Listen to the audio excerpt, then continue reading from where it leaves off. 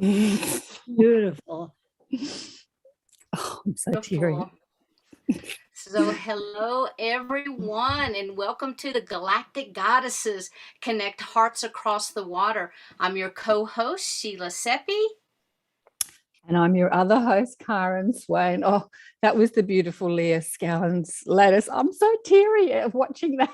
I'm so teary. Oh, Leah, that was beautiful, beautiful. What I'd like to do, of you who may not know Karen, I want to read her official bio, and then I have an unofficial bio for her. Karen Swain is a teacher of deliberate creation, spiritual mentor. She's an educator, an inspirational speaker, host of Accentuate the Positive Media, author and Return to Love and Awakening by Death, and the creator of the Awakened Soul series. Karen accentuates, accelerates, acclimates, and activates the New World teachers, supporting the light weavers and different makers, bringing in the new dawn of reality during these times of the shift. But she's also a sister by another mother, as are all these goddesses here today. The Karen has a heart of gold. She is a beautiful, beautiful person. She has been there supporting me and, in a way, mentoring me a lot of my journey. So thanks so much, Karen. Oh, darling one, thank you. And I'm going to read out Sheila's bio too, but I'm going to just tell you what we're doing here and what we're going to talk about. So this is the Galactic Goddesses Connect Hearts Across the Water. This was Sheila's brainchild, actually. She said, let's do it. And I said, yep, let's do it. So we're going to discuss current events. The first question we're going to discuss is, I want people to share their views and what they think is happening on planet Earth at this time, collectively and personally for people. Obviously, there's like 8 billion personal views, but we're going to have a bit of discussion about that. The second hour, how can we, as men and women, embody more of the divine feminine and anchor this energy into the planet? The third hour, we're going to talk about consciousness and the new energies coming into the planet and how this is changing the game of life on planet Earth. And the fourth hour, we're going to talk about the vision for our planet and how we can move forward from here. But let me introduce the gorgeous and wonderful goddess, Sheila Seppi, and then we're going to do some more introductions for these beautiful goddesses that are online with us today. Sheila is a soul exchange walk-in who entered the body of a 38-year-old mother with 3 children, completely transforming the body and her life, immediately healing all documented illnesses that she had. Before incarnating, she was a part of a Galactic collective, and now has incorporated the combination of her angelic, Palladian, Syrian, Arcturian, Lyrian, Mantis, Andromedan, multidimensional lineage. Sheila is the author and speaker and healer, multidimensional life coach, regression therapist. Oh my God, she does everything, this woman, I tell you. Founder of Spirit Way Wellness, where she works every day with her son doing healings on people, cosmic conversations, conscious awakening event series, and the Wish Alliance, which is what we're collaborating with today. Her mission here is to be a way shower for humanity, helping people to spiritually awaken and evolve. And like you, ditto to everything. She is, anyway, we work well together. She's got the biggest heart. She's got an incredible story. It's rare to find people with such an amazing story that sort of puts themselves behind the scenes to move others forward and showcase. But look at who we have online. Look at these amazing galactic goddesses. Woohoo! Hello, welcome everybody. Hello, ladies. What I would like to do now is we're going to start by introducing and welcoming our beautiful guests today. And so I'd like to start with Miss Bridget Renee Holiday. Bridget is a starseed. She's a channel, multidimensional medium, a galactic unity ambassador, and she holds frequencies of unity consciousness and grounds them into the human experience. Her star lineage includes Palladian, Syrian, Arcturian, Lyran, Andromedan, among others. She is an an ascension contact specialist. She communicates with the higher realms and assists others to expand and to embrace those innate connections within themselves. Her mission: also includes normalizing the conversation and the perceptions around interdimensional, extradimensional, ultradimensional, and extraterrestrial beings. Bridget's soul work is offered internationally through Beyond Quantum Healing Hypnosis, Awakening and Ascending Mentoring, and Multidimensional Energy Healing. She specializes in mentoring star seeds within their ascension journey. When walking with star seed or when working with star seeds, Bridget helps them to remember who they are and that they have trained many lifetimes to be here on earth. And the first time I met Bridget, we were going to have a brief 30-minute conversation that ended up like half a day conversation. So it's wonderful. Thank you so much for being here with us today, Bridget. And I look forward to hearing from you. Thank you for having me. So excited about this today. Me too. Karen, you're on mute. Crap, I forgot that. Bridget also did the flyers that we sent around, Yes, and the animated flyers. So clever. Beautiful. All right, I'm going to introduce the beautiful and divine Leah Scallon, who did that video, did that music at the beginning. Makes me cry thinking about it. She's an award-winning composer of light language, a light language songstress, Syrian emissary of light, crystal skull caretaker, sacred site activator, and code bearer. Since awakening to her starseeds gift 32 years ago, it might be a little bit longer by now, Leah's mission has been to assist in raising the frequency of humanity and the planet. And since 2012, she's worked intensively with the Earth's crystalline grid, including the reactivation of specific master crystals throughout the globe. Her calling is to work with the song lines of Australia. She's originally from, it's Ireland, isn't it, Leah? Yes, it is. So we've got a few countries represented today, even though we're not in those countries. We've got Ireland, the UK, Canada, America, Australia, and New Zealand represented today. But Leah's been in Australia for a while, and she has many award-winning albums. You have to check out her work and channel direct from source, helping people heal, activate, and awaken humanity in the readiness of this momentum shift of the ages that we're going through now. So welcome, Leah. Thank you, Karen. Lovely to be here. Beautiful. Next, we have Barbara Lamb. And Barbara is a licensed psychotherapist, hypnosis regressionist, and a hypnosis regression therapist. She is one of the sweetest ladies I have ever met in my life. I have worked with Barbara. I have had many regressions, and it's always been a pleasure. She's considered one of the leading authorities in the field of ufology and extraterrestrial contact. And since 1991, she has regressed more than 2,400 people through 4,000 regressions. And in these details, she's helping them to bring forward encounters with extraterrestrial and other dimensional beings. She has contacted numerous experiencers, support groups at major conferences, and in her home territory. She has lectured at numerous conferences in the U.S. and abroad. She has given dozens of interviews on television as well as on radio, film, and the internet. She was given 4 Lifetime Achievement Awards from 4 different conferences for her work in giving help and support to experiencers of ET contact in the field of ufology. And Barbara, it is an honor to have you on with us today. I'm so grateful that you're here. Thank you, Sheila. Wonderful for me too.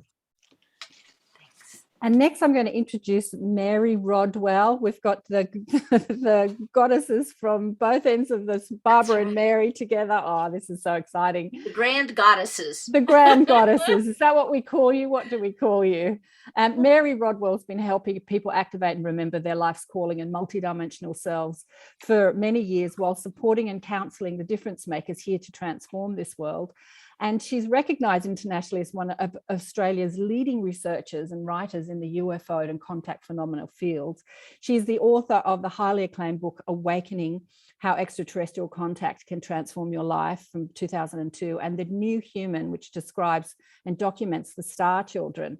Mary has researched over 3,000 cases and speaks about how extraterrestrial encounters are a global phenomenon, this being most evident in the many new humans referred to as the star children. Welcome, Mary.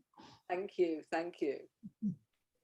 Thanks for being here, Mary. And then we have Geraldine Orozco. And Geraldine is involved in so many things. I'm just going to hit the highlights with Geraldine. She's a certified hypnotherapist, a meditation master, a neuro-linguistic practitioner, mindfulness-based stress reduction therapist, Qigong master, the owner of the San Francisco-based Bay Area Meditation, which offers virtual corporate meditation programs internationally.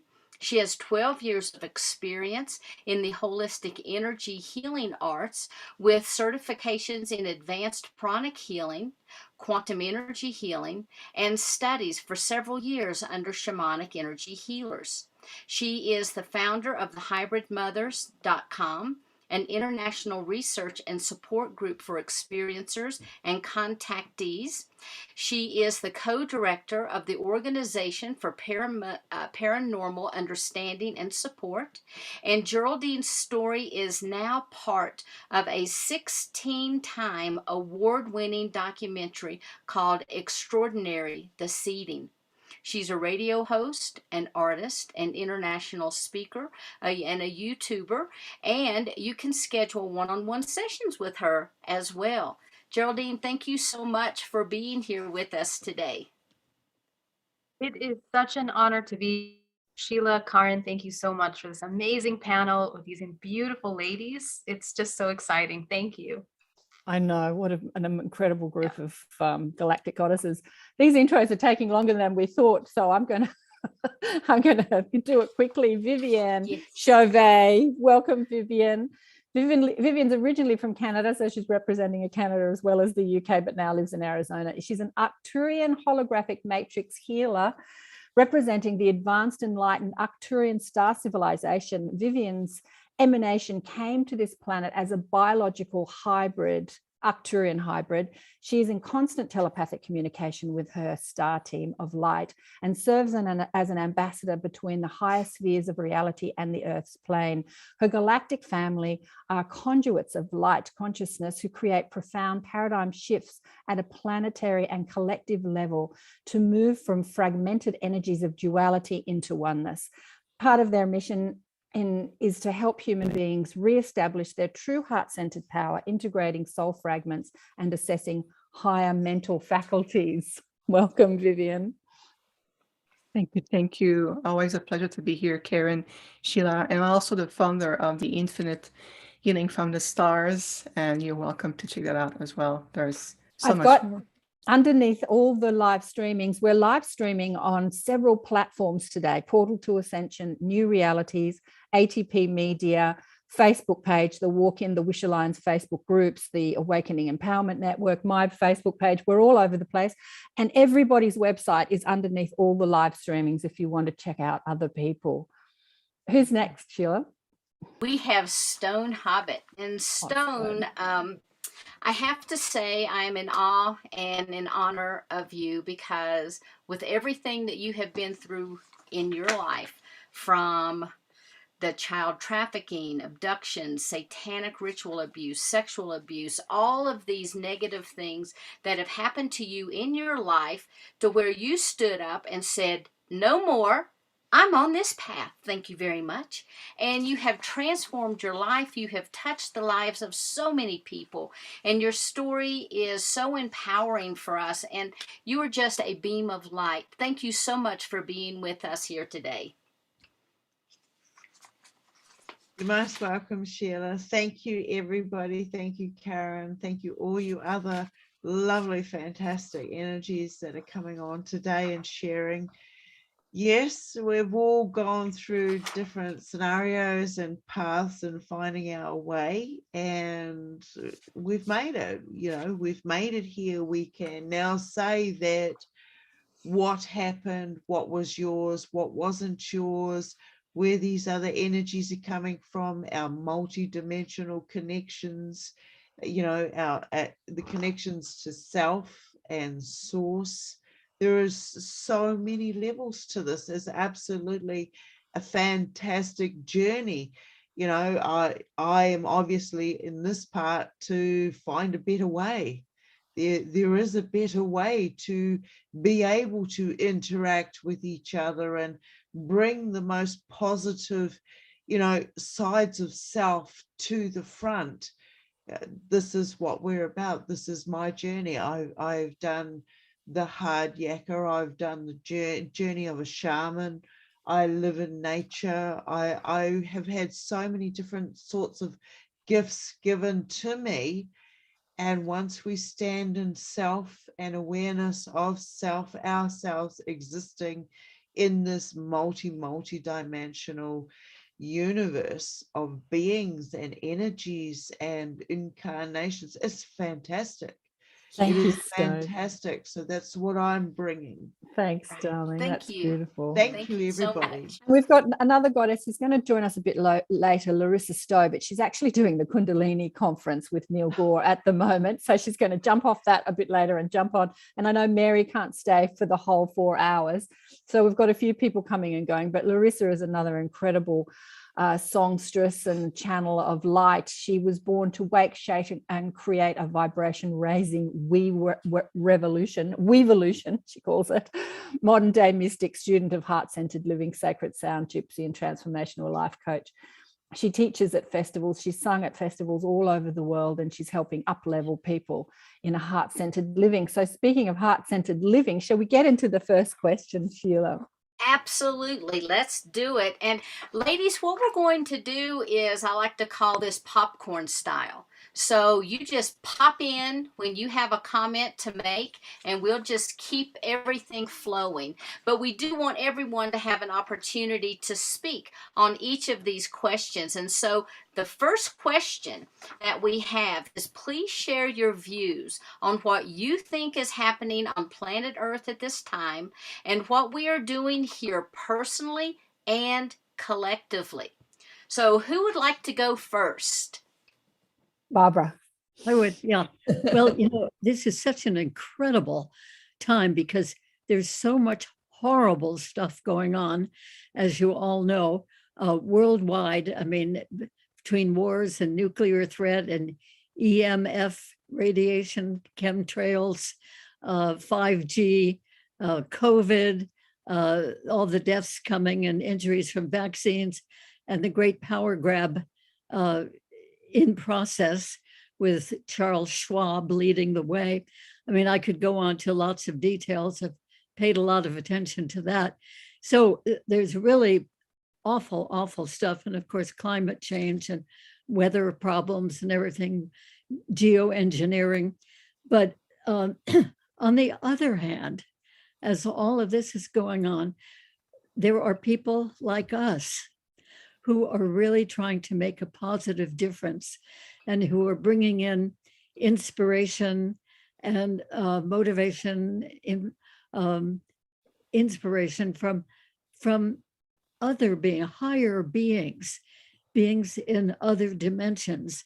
And a lot of us are trying to help the whole process of ascension of not only individual people, but of the whole world, the whole earth itself even. And so there are many people bringing in higher awarenesses and practices. A lot more people, I think, are involved in healing and inspiring others to much more of a spiritual perspective. There's a lot of interest in life after death and near-death experiences and astral travel and indications that we really are ongoing, continuing souls, and that we're very related to the beings out there in space the many, many different kinds of beings who do contact many of us, not all of us.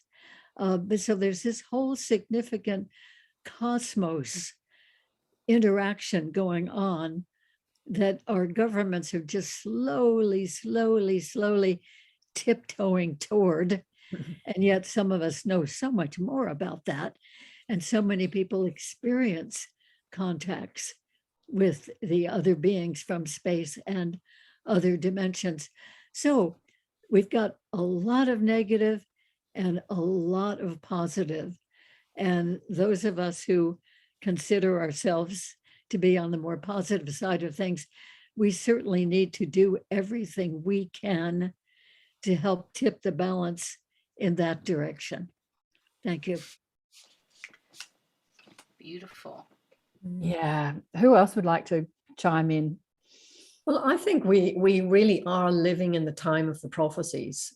You know, the Mayans, who were amazing astronomers, discovered that there was this precession of the equinoxes, that every 26,000 years we would move into a new cycle.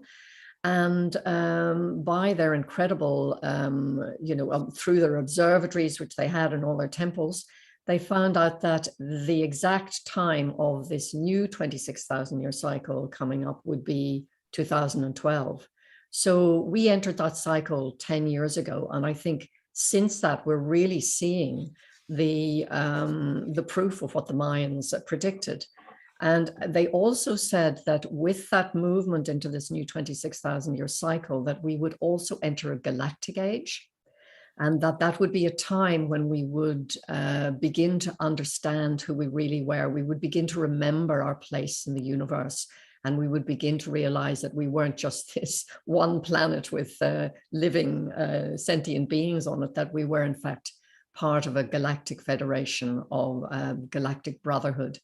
So I think we're seeing all that happening at the moment, and we're getting a lot of assistance from that galactic brotherhood. As Barbara said, you know, there are many of us who have been in contact, some of you on this panel in incredible ways with the Galactic Brothers. And we're also getting help from our sun. You know, the sun is sending all this incredible radiation. It's really coming from source, but it's coming through our sun. And we're being cascaded with these photonic light codes that are literally changing the frequency of the earth and changing our frequency, because in order for us to make this quantum leap into this galactic age that the Mayans predicted, we have to move out of the 3D frequency and into the 5D frequency.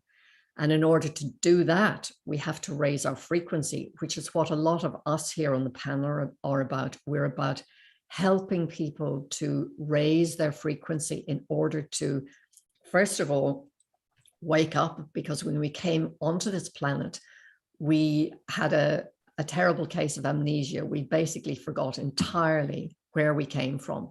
We forgot that, you know, we weren't just a physical body. We are actually a spirit wearing a human suit.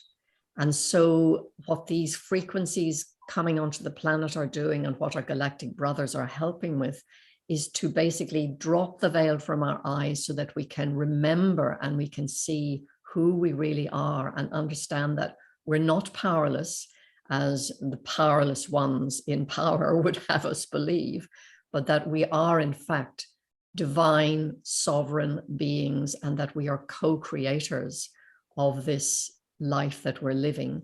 And that we are here, basically, I think the reason we're here now and the reason all this is happening is that we're here to create the new earth. We're here to ascend with Mother Earth, which, you know, they say, many light workers throughout the last decades have been saying that this is a really unique experiment in the history of the universe, that never before has a planet, an entire planet itself, decided to ascend, not just the species upon it, but the entire planet. Mother Earth herself is ascending, and she's going whether we like it or not. So we need to raise our frequency if we're going to go with her. We need to be ready, and we need to have our frequency high enough to make that shift. So it is, as Barbara said, there's a lot of awful stuff going on at the moment, and we really have to try to keep our focus away from that and on the end goal, which is this new earth, this new golden age, which has been prophesied by many cultures. And that is, we're on the brink of it now. It's really exciting. If we can just keep our eye on the ball, we'll get there, hopefully. It is exciting. Mary, look like you want to say something, darling. Thank you, Leah, and thank you, Barbara. Absolutely. What I would like to say is, despite the fact that we are now faced with this real obvious dark and light that's on the planet at the moment, we're, as human beings, we need our back against the wall before we start to do something. It just seems to be the nature of humanity. Yep. And our back now is actually against the wall, which is brilliant. Because what it means is, with all these protocols that have come in that are really difficult, it's forcing us to decide what matters. You know, we're looking at what really is important. Is it chasing to the gym and doing all the sports all the time? Or is it my family, having time with them, enjoying them, making the most of them, realizing our mortality? Because if anything's going on this planet at the moment, is our mortality is being threatened left, right, and center with all this stuff that's coming up. So, well, really, nothing focuses you more than being aware that you're, you know, you're fragile on one level, and that your life is fragile on one level because of all that's going on at the moment. But it's wonderfully focusing at the same time. And for me, when people say to me, well, what do you think is going on, Mary? And I'm saying, more and more people are contacting me, and Barbara will, I'm sure, know that as well, is people are being woken up, they're being activated. And what's so brilliant about that is that as they're exploring their multidimensional selves, because I don't know about you wonderful souls, but you know, your help is so important now to help people manage that transition from 3D programming to their multidimensional selves, where they're saying, what do I do when I'm seeing orbs, or I'm seeing energies, or I'm seeing beings, or I'm getting these downloads, or I'm bringing in frequencies, or I'm creating, you know, new scripts or these wonderful languages. How do I manage that? How do I deal with it? And all of you have already done that. So, you know, to me, that's the role. The role is, I've been there, I've gone through the process. This is how it works. This is what you need to do so that you can really fully embrace who you are and embrace your multidimensional awareness that's being activated from so many sources, crop circles, other beings, all the light languages, all these different ways that we're being activated now. And we need the souls and the awareness of the goddesses to actually help people manage that process, from not just waking up, but how do I manage all this new awareness so that, you know, the fear of, hopefully I'm not going crazy with all of this. You know what I'm talking about. It's a crazy time, isn't it, guys? You know, but amazing at the same time, because if we can actually help others through our own process, and you've all been there, got the t-shirt. Now you can actually start really helping the rest of humanity that is being activated so fast now. I mean, incredibly fast. And this wonderful crossroads that we're at now is, we all incarnated to be here for it because it was going to be interesting, wasn't it? You know, it was going to be exciting. It was going to be challenging. It was going to be all of those things. So for me, this is the adventure. This is the wonderful thing that we're all seeing now, despite all this darkness that's out there. That's really just getting us moving. So for me, I believe that it's embracing this now, the challenge of why we're here, and knowing we've all got the tools, because we've all been born with them anyway. We've been born with the tools we need so that we can actually finally embrace our future and our heritage. So thank you, ladies. Hallelujah, Mary. Hallelujah. Who else wants to pop in? I know you've all got lots to say. I'll pick you if you don't chirp up. Vivian looks like she's dying to say something. Oh, Sheila, you're so in sync with me. I love your energy. We want to send our profound greetings from the Octarine Council. We are absolutely overjoyed to be part of this journey as we have sent so many of our people to really help your planet on the middle of a huge historical timeline. We have been monitoring the timeline for eons. We have seen as the timeline come together. You have finally aligned yourself for the ascension, the organic timeline of ascension. And this is profoundly what's going on your planet, is finally a return of Mother Earth into a higher celestial state. If you look at your solar system, all the planets that you look at are only an image of your past. They're no longer in that energy. All of your entire solar system has already ascended into a fifth dimensional reality.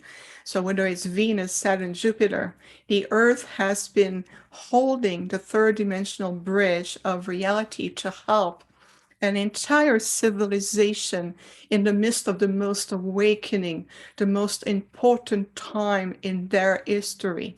So this is really much profoundly what has been going on and what is happening on your planet. And you've been feeling that. I know that many of you throughout different generational timeline of souls coming on the planet, whether the pioneers and then the souls who have followed, and then all the way to today, the new children's coming in. We've been holding the space, and every time coming here to anchor new frequencies, you need to understand that on a personal level, you are very important. And we see you as galactic royalties and human beings. You are a race of galactic royalties. You carry within you so many genes from many, many intergalactic groups. So the power that you carry within you is phenomenal. And on a personal level, we would love to see you stand up more and to be able to consciously take your place as guardians, stewards of this earth, being guardians for each other, guardians for other sentient life form evolving on the planet, like the animal kingdom, the mineral kingdom, the elementals, the earth herself as a celestial conscious being. And so on a personal level, we really invite you to feel your role in that ascension process. You're here by soul design, you're here by grand design. And wherever you come from, whether you call yourself a hybrid, an elemental, an earth angels, whether you are an earth originators, whoever you come from the multiverse, the role that you bring here is instrumental. And part of our core of our teachings is always helping you to remember your own empowerment, returning to what we call living by the essentials of living. It's remembering your divinity. You are a divine essence of light, and only a soul emanation of you is right here in this physical incarnation. So every day you have the right to change your mind, make other changes, choices, live to the resonance of your heart, and being able to contribute to the light as opposed to being distracted by the mental construct with all bombarding of information and distraction. Leave the distraction behind, ask different questions, listen. I just taught today a class, a 2-hour class with international people from all over the world. And we talk about returning to understand the mapping of your own energetic self, listening to the language of your soul, listening to the language of Mother Earth, the language of the universe. And everything is within you already right here, right now. So on a collective level, humanity is finally awakening. We talk about the popcorn analogy. That's a good human design to think about.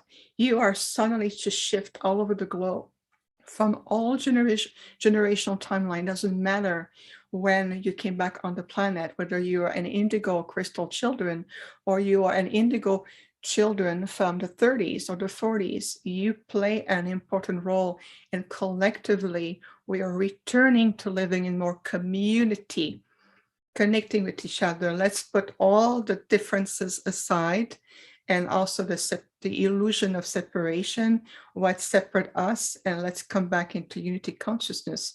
This is also a huge foundation to really support the organic time of ascension. And returning to vibrate on the day-to-day level, on the third dimensional level, that brings you back into unity consciousness. And that starts right here, right now, every day. So what will you bring? What direction do you choose? And that's our invitation for you today. Beautiful. Thank you so much, Vivian. That was so rich. And we've got someone who's just joined us, Larissa, welcome, welcome. Hello, Karen. Wonderful to be here. She's just jumped off the Kundalini conference, and I thought you'd be a bit later, actually. So you've come on quite early. I actually, they're running late, so I'm coming in, then I'll have to jump off. I'll Fair have enough. to go on, and then I'll come back again. Thank you so much for being here. Thank you. Happy to be here with you all. Look at these amazing women. So we're discussing what's going on planet Earth at the moment, and we're actually doing reasonable time. I thought we were running late, but we're doing well, Sheila. Who else wants to pipe in? I think Bridget and Geraldine look like you're ready to Geraldine, let's go with you. Sure, absolutely. Thank you so much. In 2017, one of the things that I saw is that we are going to be traversing in this universal movement through a kind of like a red energy in this multiverse. And what that red energy was a lower vibrational frequency, perhaps the shadows, the fear being utilized from all organisms in this multiverse. How will these organisms choose to utilize this energy, which is fear? And I think we've seen over the past couple of years, the tremendous transformation of people going very deep into the deepest shadows of themselves, and the shadows, not just of the individual, but of the collective, rising to the surface in order to be seen, in order to be understood, and to be brought to the light, essentially, an opportunity for transmutation.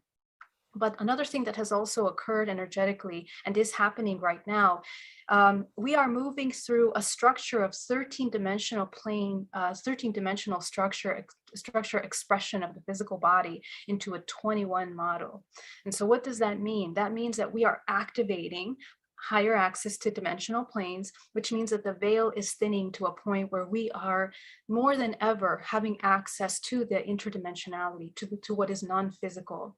And that really allows us to have more contact, to have conversations about contact, to have access to our psychic abilities, to activate psychic abilities on higher levels, not just psychic intuition, but things like telepathy, things like being able to remote view, even by location. These technologies of the human body are coming into play now.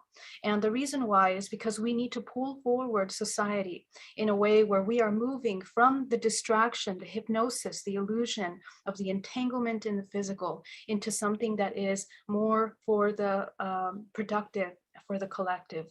Unfortunately, a lot of us that have been in dream state, sleeping and in hypnosis over the past few years, have had to wake up because of this energy that we have gone through collectively. And it was a major opportunity for all organisms to begin to kind of decide, because everything is an experience and there is not necessarily right or wrong. Each human has, in a way, the ability to recognize their very unique vibrational signature that they're here to experience in the collective. Every human is a collection of genetic information, and that genetic information allows us to access those portals through ourselves into the many different ranges of frequency, the expressions of different races, different species, different consciousness. And so every human at this time has that ability.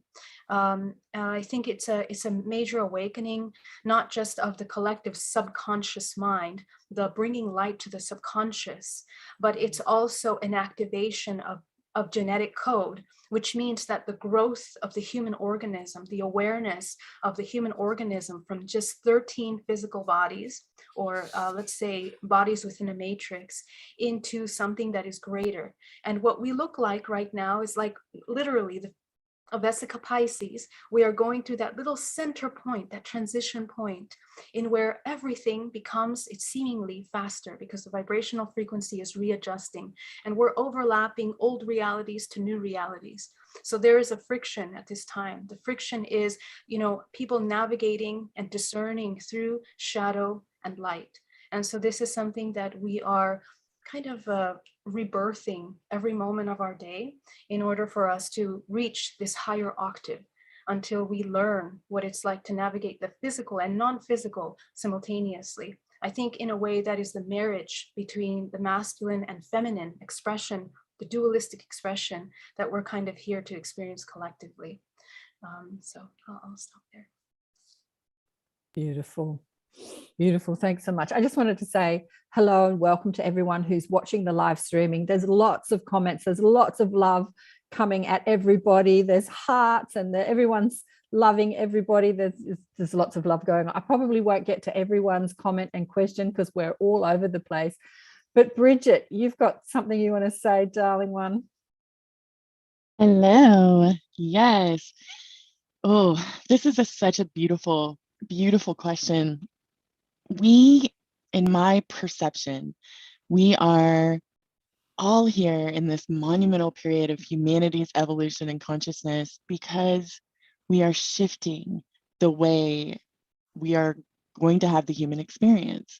So we're in this, we're on the leading edge, essentially, of straddling two different, what we could say, two different paradigms, right? The paradigm of the mind, so to speak, the divine masculine, or somewhat skewed divine masculine, and we're shifting into a more balanced, harmonious fifth dimensional expression, or higher, right? So from what my team has explained and what I've remembered in my own remembrances, we are, we have stepped down. Earth was originally created in a fifth dimensional expression, and we have collectively, through multiple types of humanoid existences on this planet, continued to step down until we hit the bottom, right? Essentially, right? So we had the most dense experience that we can have, and we're now moving up, but that all happens within us, right? So every single moment we have choice, and in that moment we get to choose what we place our attention, our focus, our intention, pretty much our emotions, our every bit of what we do when we're manifesting this reality. We get to choose what we inflate and what we deflate. And it's not that there's a right or wrong way of doing it. I'm sure you've heard other people up here saying that. It is a choice. And the ascension is happening, what we've labeled the ascension. It's happening regardless. So I think pretty much what we're doing here right now individually is choosing the energetics that we wish to embody. We are activating and essentially remembering who we are at the very core essence of our being, and then grounding that into our human experience. And this, from my experience, comes in waves, right? So as an individual, of course, we create the collective, right? And what I think is very interesting about all of this is, in a fifth dimensional expression, there are a lot of things from the third dimensional expression that just don't resonate. They're not harmonious. So it's now that we get to decide what serves us as individuals, but also the collective, the human Earth collective. But also bear in mind that everything we do here is rippling out from the human Earth experience into all of the parallel aspects of our soul, and beyond, right? So when we do clearings here, when we are working on, say, ancestral densities and ancestral contrast that has happened within our lineages, not only do we have the ability to do it now in the moment with our own selves, but we can hold that intention, and it will ripple, to allow that to ripple out into all of the time, dimension, space, and reality and beyond, right? So we are not only shifting the way we're having the human experience, but we're assisting all of our galactic family and beyond, right? So I think that if we're looking at what we're doing as a collective and what we're doing as individuals, it's not that different right now. To me, it's all one experience that, you know, we have the so to speak, the illusion of separation, the illusion of individuality in the way that we do. But as we begin to expand our consciousness and awaken those slumbering aspects, then we really connect into just how connected we are to everything, right? That unity consciousness comes in. So I think that's where I'll stop on this one. But thank you. I've loved this so much. I love listening to everyone. Well, thank you so much, Bridget. Thank you, darling. Yeah. Amazing, amazing. Yeah, Larissa, you want to pop on?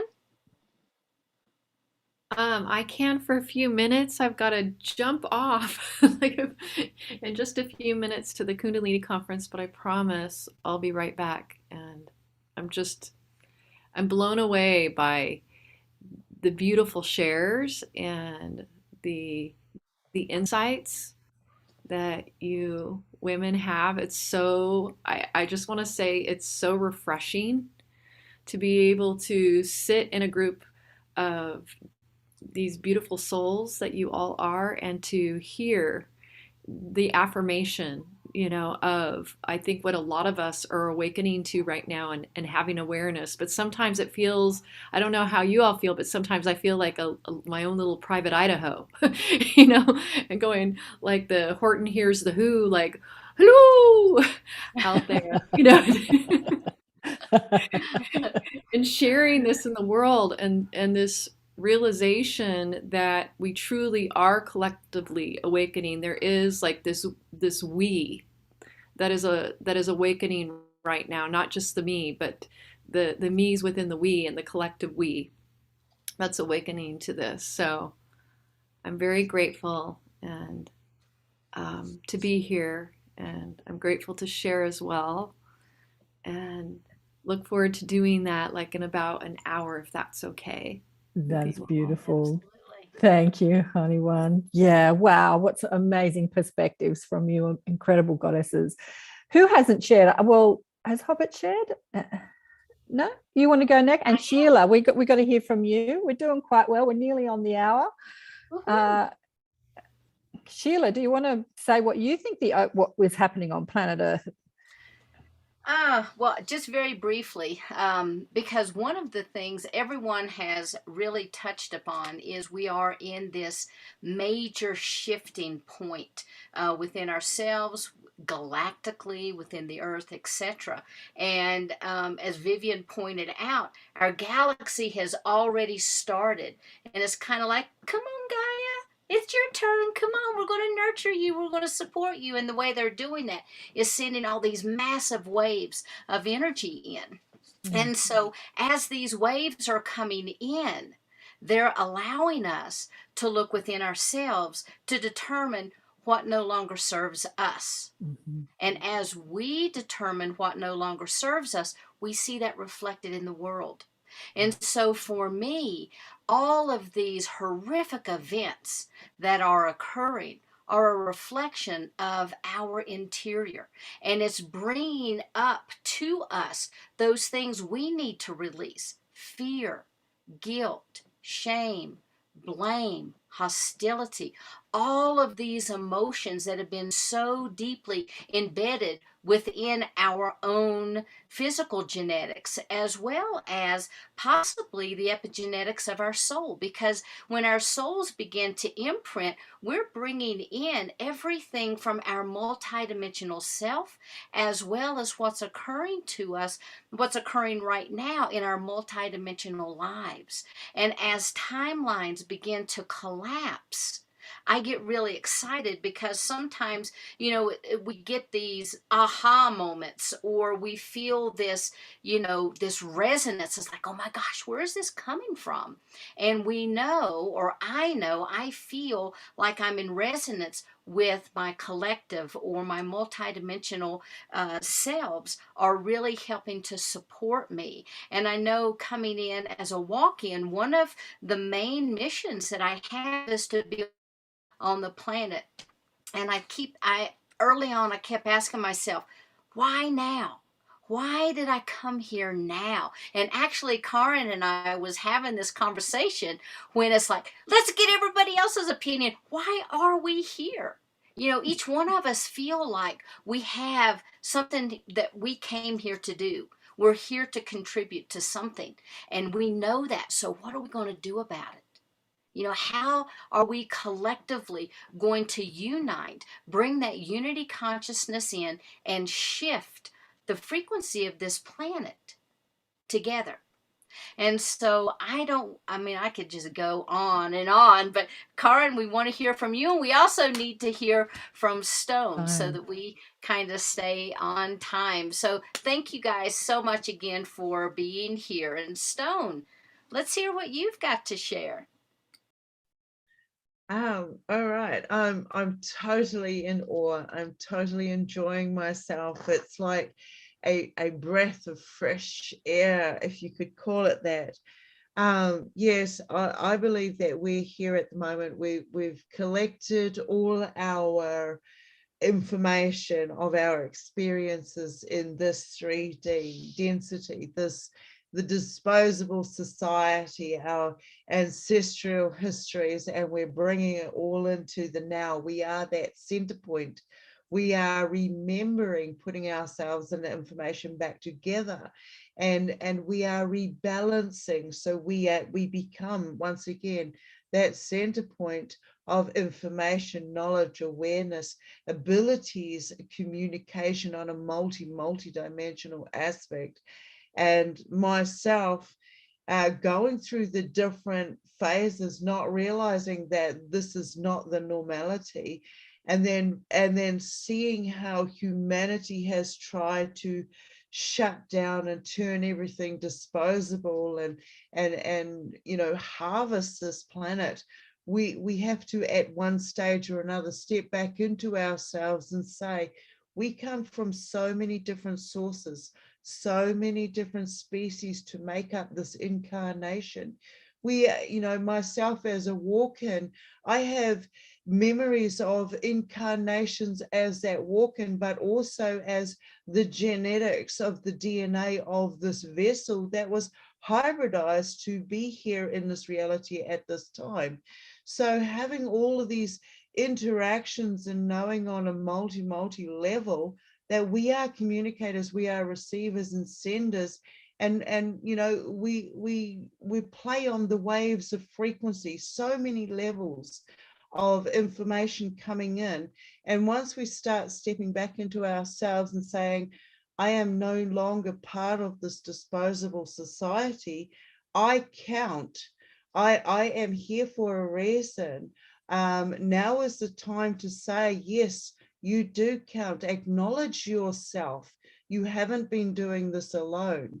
This is what divinity is to me. You know, we are now coming back. We are stepping back into the nurturing side of it, communicating with all life conscious awareness that has been having experiences, because eventually we're all going to come back together again. You know, what we eat, what we breathe, what we bathe ourselves in. I mean, we walk around bare feet. We've forgotten how to do that. But these are all senses. We are a sensitive device. We are picking up so many frequencies. We haven't been given enough credibility to our abilities. We've been shut down. We've been harvested for our energies. And this is no longer going to happen. We are now saying no more. We are stepping back into who we are as an energy being, as an energy source, as a, you know, a part of the galactic communications out there. This is why the veil is thinning, the conduit is closing. Wasn't a message for ourselves. It was a message for the others who were harvesting us. And the conduit is now closing because we are stepping back into ourselves. We don't need to understand anymore. We now understand. We believe in ourselves. We stand in truth. We stand in honor. You know, we know because this information is repeated over and over again. We now come back to that center point. We are that center point. You unravel infinity and you get a circle. You are that energy within that circle. That is you. You know, this is where I am coming from. This is coming from at levels of darkness, bloodlines, you know, orbs, different dimensional aspects of the communications that come into my reality at this particular time. I have proved to myself, it came down to not having to prove to others. Believe in yourself. You are not alone. There are all of us. We've been programmed in so many levels. I work in deprogramming, breaking those structures, because we are so much more. And this is why we've been dumbed down, because we are so much more. So now we're coming back into that time where we're going to reunite all our memories, all our energy sources, and we're going to heal because we are healers. We are guardians. You know, there's so many aspects to us. Pick whatever you want and enjoy the ride, you know. Be aware that when communication comes in, it comes in on so many different aspects. Color, frequency, sound, you know, the cat bothering me, you know. Laugh, enjoy this time round. Thank you, Stone. Yeah, there you go. Thank you, darling one. Beautiful. Wow. Wow. What can I say to add to anything that you've all said? You've all said it all. I'm going to take a screenshot so everybody look at the camera. say cheese. There you go. Fabulous. Thank you, Stone. That was gorgeous. We're coming up to the second hour, and we're going to talk about, you know, embodying the feminine. But what do I want to say about this? I don't think I can add anything more to what everyone said, except that we're all masters here on Earth. There's not a person here on Earth that is not a master soul. I think anyone that comes to Earth is a master soul. And we come into this game of life called forgetting. We come into the play of polarity. We come into density. We come into duality. And then we forget that we're master souls. And the awakening of humanity is awakening to our mastery and awakening to the fact that we are the creators of this world. We're not we're not the victims of this world. We are the creators of this world. And I think that as everybody awakens to their mastery, they'll remember that, and they'll understand that the contrast that we're experiencing here on planet Earth is for our benefit, is for the evolution of our soul. It's for us to grow, because in the higher realms, as many of you know, we can't experience the density and the polarities that we can experience here. And as master souls, we come to experience that. We come for this, but we are shifting the game on planet Earth, and we're moving into a higher frequency and a different frequency. What that looks like, who knows? You know, we have to wait and see. But to shift into this new reality, we have to remember that the polarity, the density, the dramas, the contrast, whatever you want to call it, the terrible things that we look at is actually happening for us, not to us. And I think that's probably the most important message that we can remember as we awaken to our multidimensional aspects and our mastery. So in this next hour, we're going to talk about the feminine energy, because, you know, we've got the goddesses online, because we've lived very much in a patriarchal world and we're moving into a more balanced world. I had a beautiful woman on the show this week called Sarah Breskman, who was talking about Lemuria and how Lemuria was a matriarchal society before it was destroyed. And I think that as we evolve into the next stage on planet Earth, we're not going to move to another matriarchal society or another patriarchal. We're going to balance the energy. but embodying the feminine energy. I'd love to hear from you. What do you think that looks like? What is the embodiment of the divine feminine, and how do we anchor that energy in a world that has been so patriarchally focused, so logical? Who wants to have a go at that one? Who wants to go next for the feminine energy? Barbara. Well, it's so wonderful that we have Zoom and we have YouTube and BitChute and all kinds of platforms and podcasts. My God, on my cell phone, people send me every day, 3 or 4 really fascinating podcasts.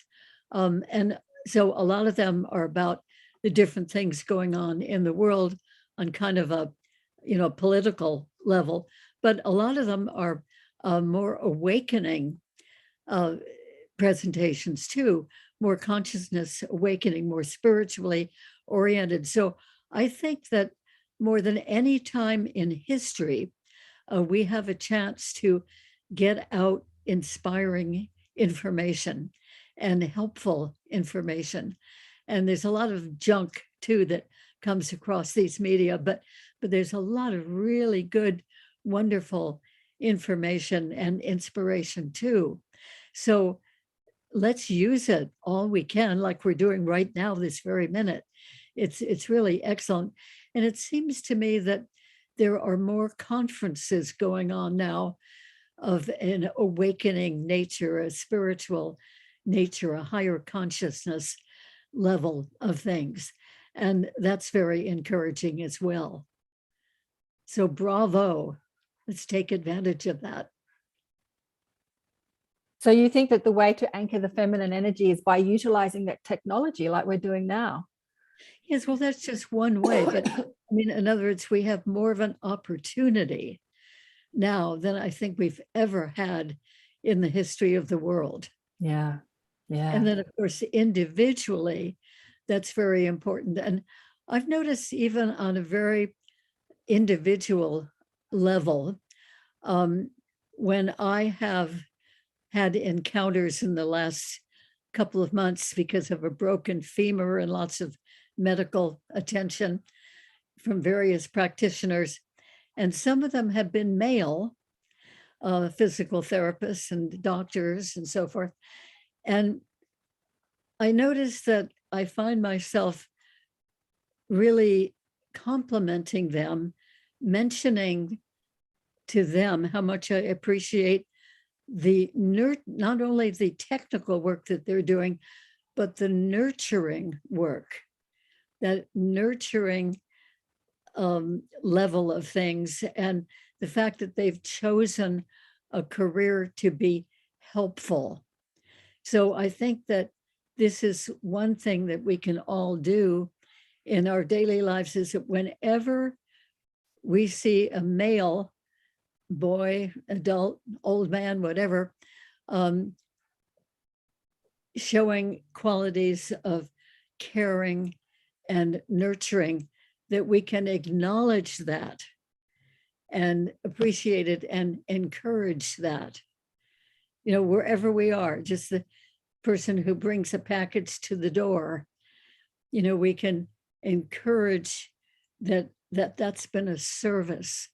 It's been helpful. So I think that, just in a very mundane way, even we can do a lot to encourage that in all the males that we know.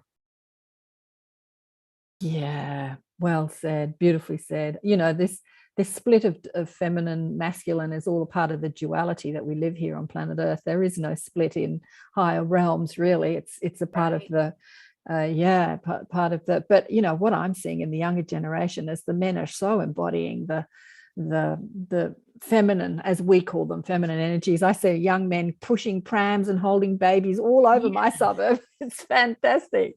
Yes, there's a lot of that, men holding their babies and playing with their children and cooking and doing all kinds of nourishing things. Yeah, nurturing and nourishing. More than I think it was ever emphasized before. Yeah. I suppose Ellie. really asking what is the divine feminine is, the basic question. When, the mind automatically, I think, in this modern world we live in, goes to the man versus woman, feminism. That's the easiest sort of thing for the mind to go to. But when, I saw this question first, I sort of really, I had to ask myself, well, what exactly is the divine feminine? Even though myself, I have always spoken about the divine feminine being, or the divine mother energy being the most predominant energy in my own work. But I think really what it comes down to is something very simple, that the divine feminine is the energy of pure love. It's the energy of the source. It's the energy of the original creator, the energy that created all things. And I think what has happened, is with this patriarchal energy we've been in for the last 2 millennia, at least in this time around, that everything has just become completely out of balance. We need both the masculine and the feminine. In a sense, the divine feminine can't have expression without the divine masculine, because we need that active force. The divine feminine needs the catalyst of action to bring the creation into being. So where we are now is, as Karen said, it's not a question of, we're going to now have a more matriarchal society. What we need to find is the balance between the two. And, how do we express that within our daily lives? I think we express it, like Barbara said, by that very, very simple thing of trying to embody the characteristics of the divine feminine, the nurturing, the compassion, the tenderness, the kindness, and just the love. In both men and women, we all need to basically pay homage and fall at the feet of that original creative force of love, and bring that into everything we do, and try to flow that through our body. My daily prayer myself has always been, to say, thank you for making me a pure and perfect conduit of your song of love for humanity. Thank you for helping me to embody your characteristics of love, nurturing, compassion, non-judgment, tolerance, and help me to open my heart and expand my heart so that I can flow that energy out to everybody I meet this day. It's as simple as that, I think. The divine feminine is the energy of love, and the divine masculine is the energy, the action that brings that divine love into being on our planet. Beautiful. That is so beautiful. Thank you so much for that insight. I love all the nurturing. You can almost feel that yummy goodness coming through. Thank you so much. I Okay, can who would jump like in. to? Yeah, sure. Who said that? Oh, Geraldine. Oh, hey, Geraldine. Hey, so when I read the question, how can men and women embody the feminine more? It took me a minute to kind of process that and see, do we really want to embody more of the feminine? What is actually happening? And I agree what Karen was saying at the beginning, that, we are kind of actually rebalancing things in my work, in every day. I work with people with a lot of trauma, people that are healing, reintegrating fragments of themselves. What does that mean through the trauma? And, what I find is like cyclical patterns of where the feminine and masculine have presented themselves as an imbalanced projection, right? And it's through the mother, through the father figure, which embeds in the human organism this same understanding of the feminine and masculine within their body, because we have that feminine and masculine in our bodies, on the right and left side of our body. And literally it begins to encode and change our entire makeup of the human body, of our expression, into our personality, into our energetic expression, into how we relate with ourselves and others. And so if you think about that, those are cycles and cycles, ancient cycles from the beginning of time as a result of programming. It's a programming of the imbalance of these dualistic expressions. How does one rebalance that? Beginning to understand the role of each one of these individual energies. And when we think of the feminine, we're talking about coming into surrender, coming in, feeling safe in surrender. And in that surrender, being able to come into absolute truth, seeing truth in that surrender, enough to be able to go beyond the illusion of what is in the physical, to be able to see something that transcends into the non-physical and connect to the intuition. And that's the primary function, the mechanism of the feminine, is to be able to come into surrender and to access truth that's not limited. It's omnipresence of all potential realities, to be able to see the highest possible vision of the whole. And I think that this is a role that's key and essential to the evolution of mankind right now. And it is necessary for it to balance the masculine, which is this intuitive action. The masculine is the action, putting that into fruition, moving, directing. And this marriage of those two things creates a human that is now moving through intuitive action that is for the betterment of the whole, of the collective. I think that that is the expression of the divine unity that we're coming into right now. The collective race. And we're seeing this in many different ways. I think that there are expressions of creating confusion around sexual expression.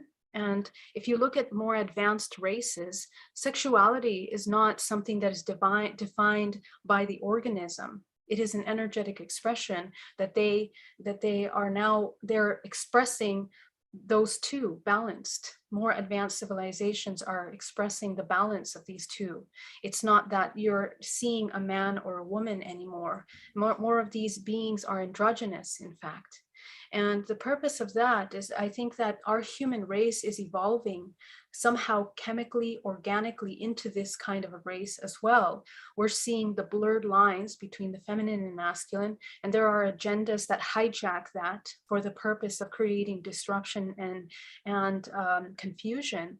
But on the other side of it, the entire human race has to move away from this dualistic way of thinking into a way where it's a balance in the organism. And now the focus is not just on roles that we're making up, through society in order to create control and to limit the expressions and invert these expressions through sexuality and through the abuse of sexuality. But it's understanding how it works in a natural sense by looking at nature. Nature is the balance of these two energies. And that means that things flow in an organic and harmonious way. We're harmonious with ourselves and others. So this new kind of humanity that we're moving into is one that's not defined by these two separate things, but the utilization of a balanced expression of the two. And for us to begin to embody that individually, it's the practice of coming into complete surrender. And this is kind of the thing that we're being tested at this time. How in the middle of chaos and a lot of fear and the manipulation of fear, do you find the ability to come into surrender and then trust yourself in order to discern how to navigate this confusion. So this is kind of like one of the biggest lessons that we're experiencing as a collective. And if we can overcome that by understanding that everything begins and ends with ourselves, that all of our programming projects into the hologram of experience, we can begin to kind of change what we experience individually and collectively. And I think that's one of the most powerful things that we can do at this time in order to rebalance these two things. Beautiful. Thank Wow. you so much. I love that, really putting the emphasis on that surrendering, because we do have to surrender to this flow of rebalance. And you also mentioned nature. We do have to get out into nature to ground ourselves, and we can just release so much into the earth because you know, she just takes everything that we give. But one of the most beautiful things, I think, is we are right now in this time of transformation within all of these cycles of creation that's going on, and bringing in this softness of the feminine energy, I think really is helping with this, you know, sacred uplifting. So thank you so much, Geraldine. That was beautiful. Thank you, darling one. That was gorgeous. Who wants to jump in?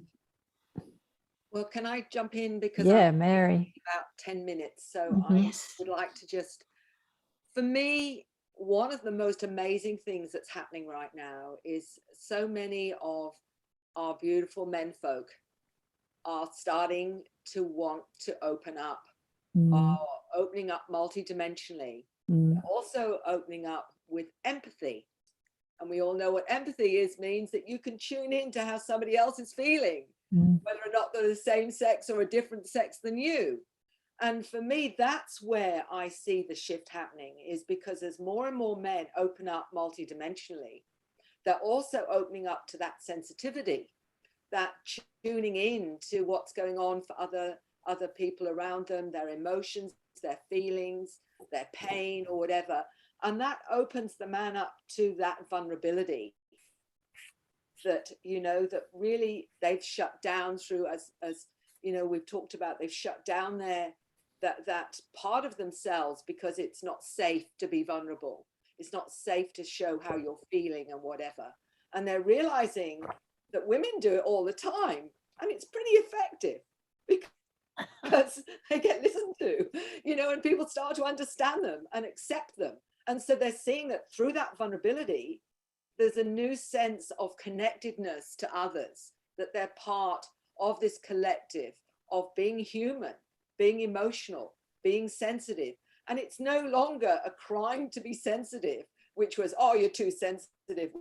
With, you know, oh, I forgot, you know, you're too sensitive. Everyone's heard it, you know. No, that is brilliant that you're sensitive, because it means you're finally connecting to the rest of your fellow man, to the rest of humanity. And for me, that's the most brilliant thing that's happening now. How many men now are wanting to explore healing abilities? They're wanting to explore their, you know, the connectedness to other people, and going into all these helping modalities and whatever. So what I'm seeing is that is righting the balance that has been very male dominated for so many centuries. Now we're getting this wonderful shift, not because we want women to take over, because women's natural instinct is to be harmonious, to be in balance. And we all need that bit of masculine energy anyway on this planet, because, you know, it's you know, it is almost a spiritual battle where we need that energy to say, right, you know, this is not okay. These are my boundaries. This is how I need to be. So in that sense, we absolutely do need that. And I sort of tune into my Roman soldier a little bit now and again, because he comes in, the other aspect, and says, right, you're not putting up with this, Mary. So, you know, I see the value and the beautiful way that it should be in balance. And what I'm seeing now is that balance is being redressed, as, you know, you're all saying, which to me is where we're going. And how brilliant is that? Because then we can understand each other without judging. And that's the big one, isn't it? Because when we stop judging someone because they're this or they're that or they're male or they're whatever. Exactly. But, you know, you're human, you're a soul, and this time you've chosen to incarnate as male, or you've chosen to incarnate as female. Wonderful. Let's explore what that means. So that's my 5 penneth before I disappear. Wonderful. So much. Oh, Mary, thank you so much. Yeah. Thank you so much for joining us. It's a shame you have to go, but I know you've got the grandkids. It's a Sunday here in Australia, so she's got the grandkids she wants to go and see. So cuddle those grandkids, give them big hugs and kisses, and thank you for joining us. Yes. Thank you, all of you, and Lovely to Thank see you, you. Mary. and all the blessings for the rest of the morning. And thank you so much for including me in this wonderful, beautiful place for this short time. Thank you. Thank you. Thank you so much for being here. We really appreciate it. Have fun with your grandbabies. Things. Bye-bye. Thank you. Who wants to jump in next with the feminine, anchoring the feminine? Bridget. I would love to. I would love to. Wow, this has been so beautiful. I'm just really struck by all of you in such a beautiful way. And I am 100% in resonance with this is all about finding the balance. We've played in both ways. So we've already had a, matriarchy time period within the human earth experience. And we've had the divine masculine where it is more patriarchy, right? And we've explored the shadow aspects of both of those, but I feel now is about that divine union within ourselves. We are all divine masculine, divine feminine. And I think more than anything, it's dropping into the heart space, dropping into really allowing our intuition, allowing our soul light, allowing all of those deep essence feelings that we have to guide our human experience and bring us back into balance. And really more than balance, harmony. I feel it is harmony. It's time to release the victim, villain, hero archetypes. We have played in those for so long. And at least in my human expression, it is time to step beyond those and to move into unity. And that includes the divine masculine and the divine feminine. But when I'm thinking about divine feminine, I have that feeling of more lunar qualities rather than solar, though we can have both, right? In both. I feel more of the, compassion and the empathy and the really intense intuitional qualities. Not that men cannot have that. This is not male female that I'm talking about, right? But those aspects definitely, as Geraldine was talking about, the surrender aspect, I think those are so, it's almost like they're just not as valued in today's society.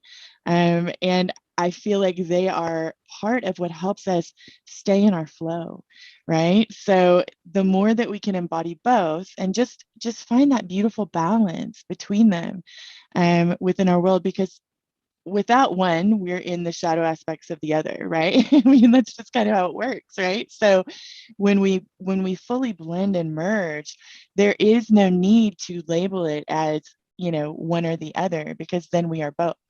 And that is what, at least what is occurring in my reality, is that harmony, that unity consciousness, that balance. And if we are choosing something other than that, then that's the expression we're choosing in that now moment.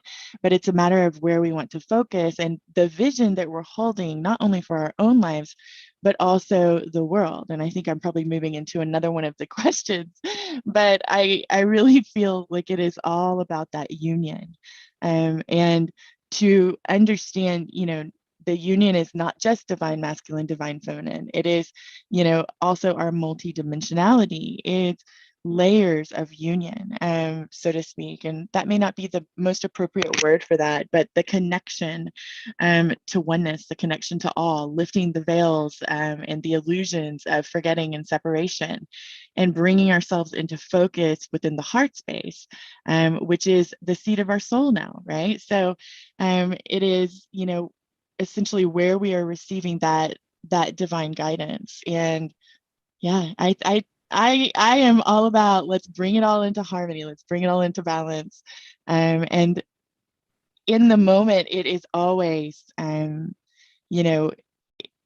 does this feel? Number one, am I acting from a place of judgment? Or am I acting from a place of discernment? Because there's a difference, right? So it is, anything that we're judging, right? Which is kind of, it can actually be both depending on which shadow aspect you're playing in. But anywhere that we're judging is an indication to look within ourselves. If we're judging something externally, especially, look within ourselves, because that is indication of what we are prepared and ready to move beyond, right? Whether that be healing, transmuting, all the various ways, deep shadow work, inner work. But the divine, there's so much trauma in the depth of polarity and duality that we've been playing in with the divine masculine shadow aspects, so to speak, that inner journey is really important right now, for both men and women, and everyone, whoever, whatever your identity is. So it's to me, it's about looking within and finding, those threads of commonality with the aspects that you're desiring to move beyond, and then doing that inner work, whatever that inner work is, to move beyond it. And I think that's how we achieve that harmony and that balance within our own expression, and then we can emanate that to everyone around us and be those beautiful expansion catalysts that we all are. So I think that's where I am right now with this question. Thank you. Yeah. Thank you I so want much. to jump in here because I want to just come off something that Bridget said. Am I muted? No, I'm not muted. Yeah, I had an example of this because that was so beautifully said. Well, everything's always so beautifully said, but I was editing someone on the show, and I was in my analytical, critical mind when you're editing, right? And I was criticizing what I was watching. And my guides came in and said to me, okay, Karen, I want you to go back and we want you to re-listen to that part that you're editing, and re-listen with your heart and not your mind, because I'm in that sort of analytical, critical mind space because I'm editing. And I said, okay. And I went back and I rewound and I listened to it. And as I listened to it again, I had a completely different experience of what I was listening to. And I just burst into tears at the beauty of what I was hearing. And I thought, wow, that was such an example of these two energies, that we can get into, like the critical, judgmental mind, and then just drop into the heart and listen with a heart-centered space. And we have a completely different experience of exactly the same thing.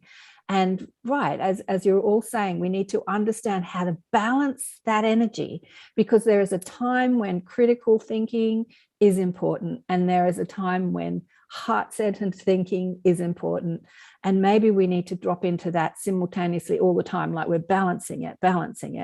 We can, but I think that, as Bridget was talking about judgment, like as soon as we're judging something harshly, that is an indication to drop out of the head and get into the heart, and then rethink it, re-look at it, re-listen to it, and then see what your heart says about it or how you feel about it. And that's a way of anchoring that energy. Oh, there's little Boo-Boo. What's his name again? The dog.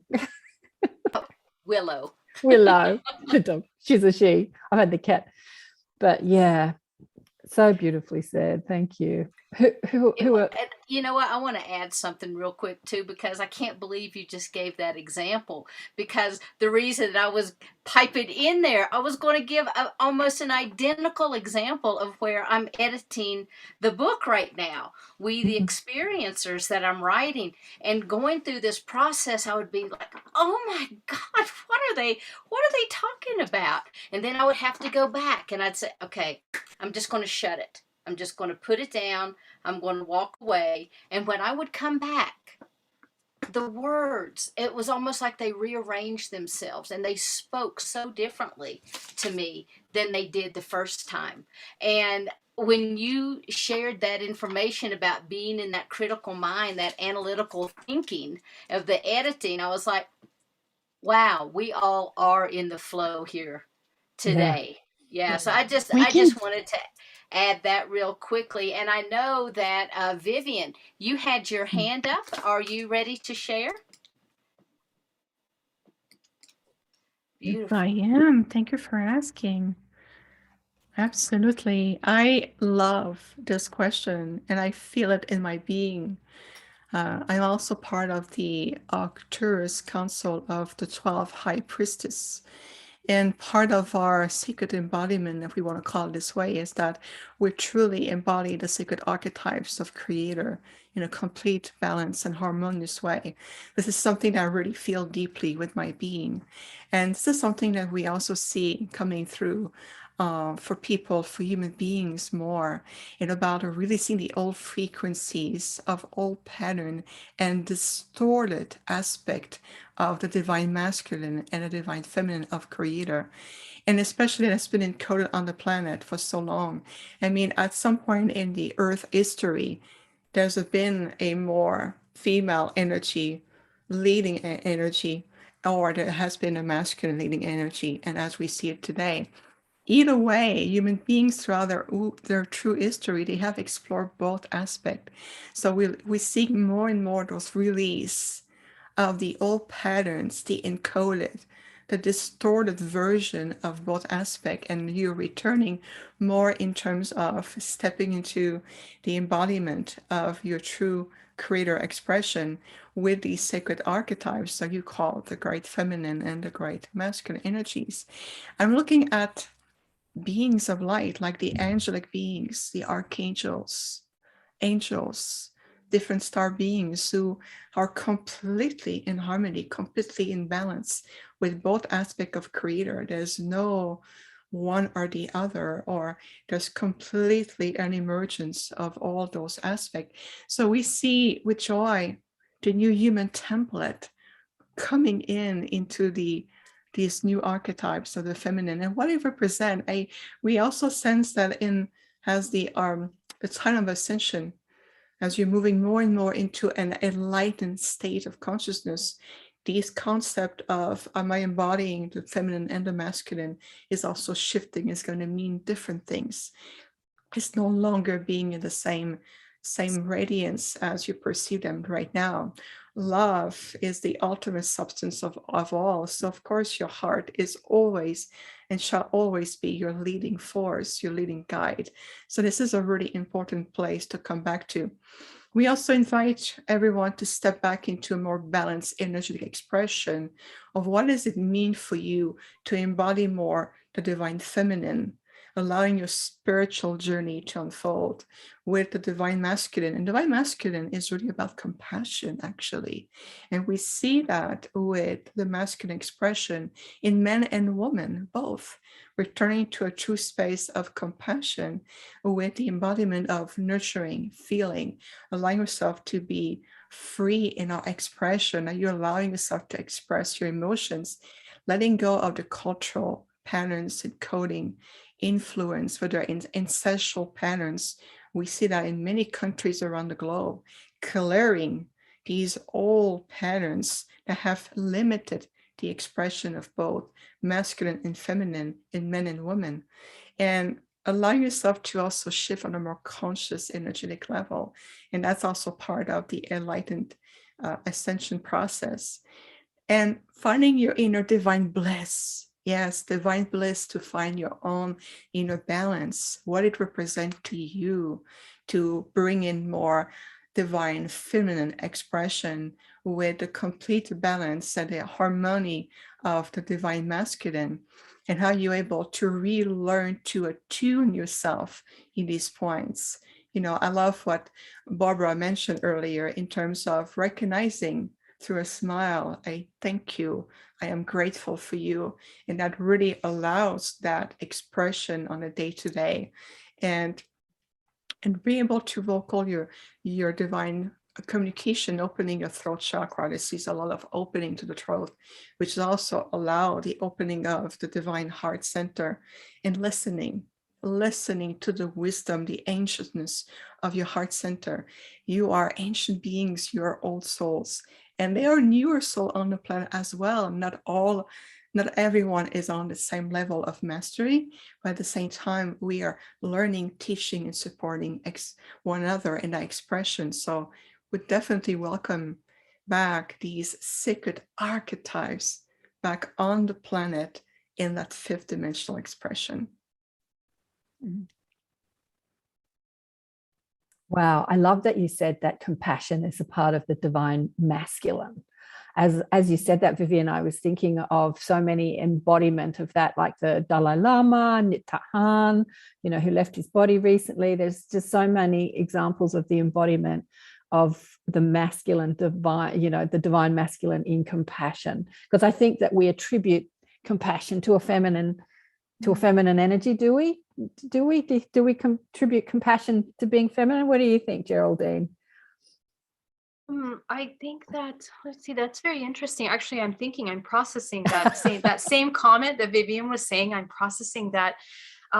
Yeah, I almost, you can only find compassion, I think, once you're okay with seeing, with no longer being afraid of the unknown. I think when you're no longer afraid of being fear of the unknown, you're capable of seeing all potential perspectives and therefore then feeling compassion. So this is how I look at it. So I'm not sure if I can allocate that to a certain sex. I think it's when the merging occurs that you can actually be able to embody some of that compassion. But very, very interesting, comment. Yeah. I may ask to that aspect, just very quickly, if that's okay with everybody. So when we talk about compassion come from the divine masculine, it's really in relation to the new archetypes that come directly from creator expression.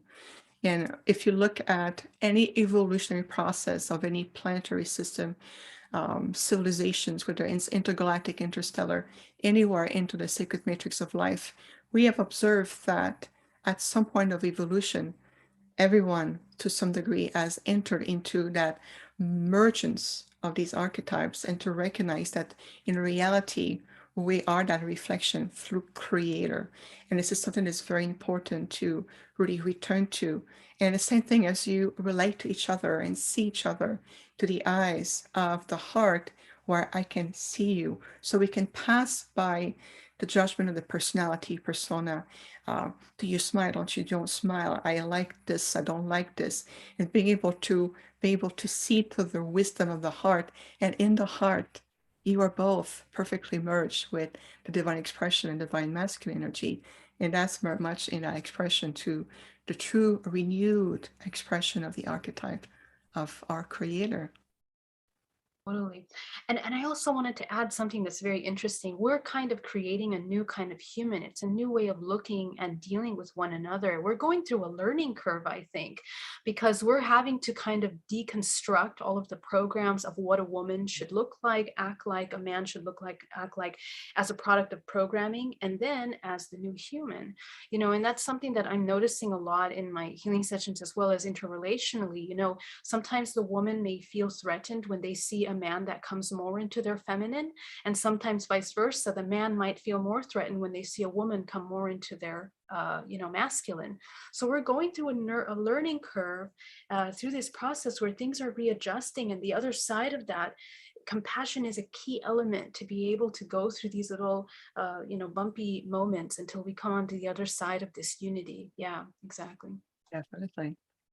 Thank you so much, everyone. So much love. Thank you, Vivian. Who else wants to have a go at talking about how we're anchoring the divine feminine and, creating more balance here on planet Earth? Who hasn't spoken? Robert. Yes, hi. Thank you for that. Thank you, Geraldine. Yes, I'm from having reincarnated lives and being a walk-in. It gave me the aspect of the masculine and the feminine, and being a feminine warrior gave me the feminine masculine. And so once I broke down the programming, and there is mass programming of our sexes, our genders, the roles that we are meant to play, adverts, everything around us is bombarding us, NLP programming, right from generationals. And we come in with the aspect of being under somebody else's program of, this is how you are because you are in this vessel, you are in this structure, this format, these are the roles that you're going to play.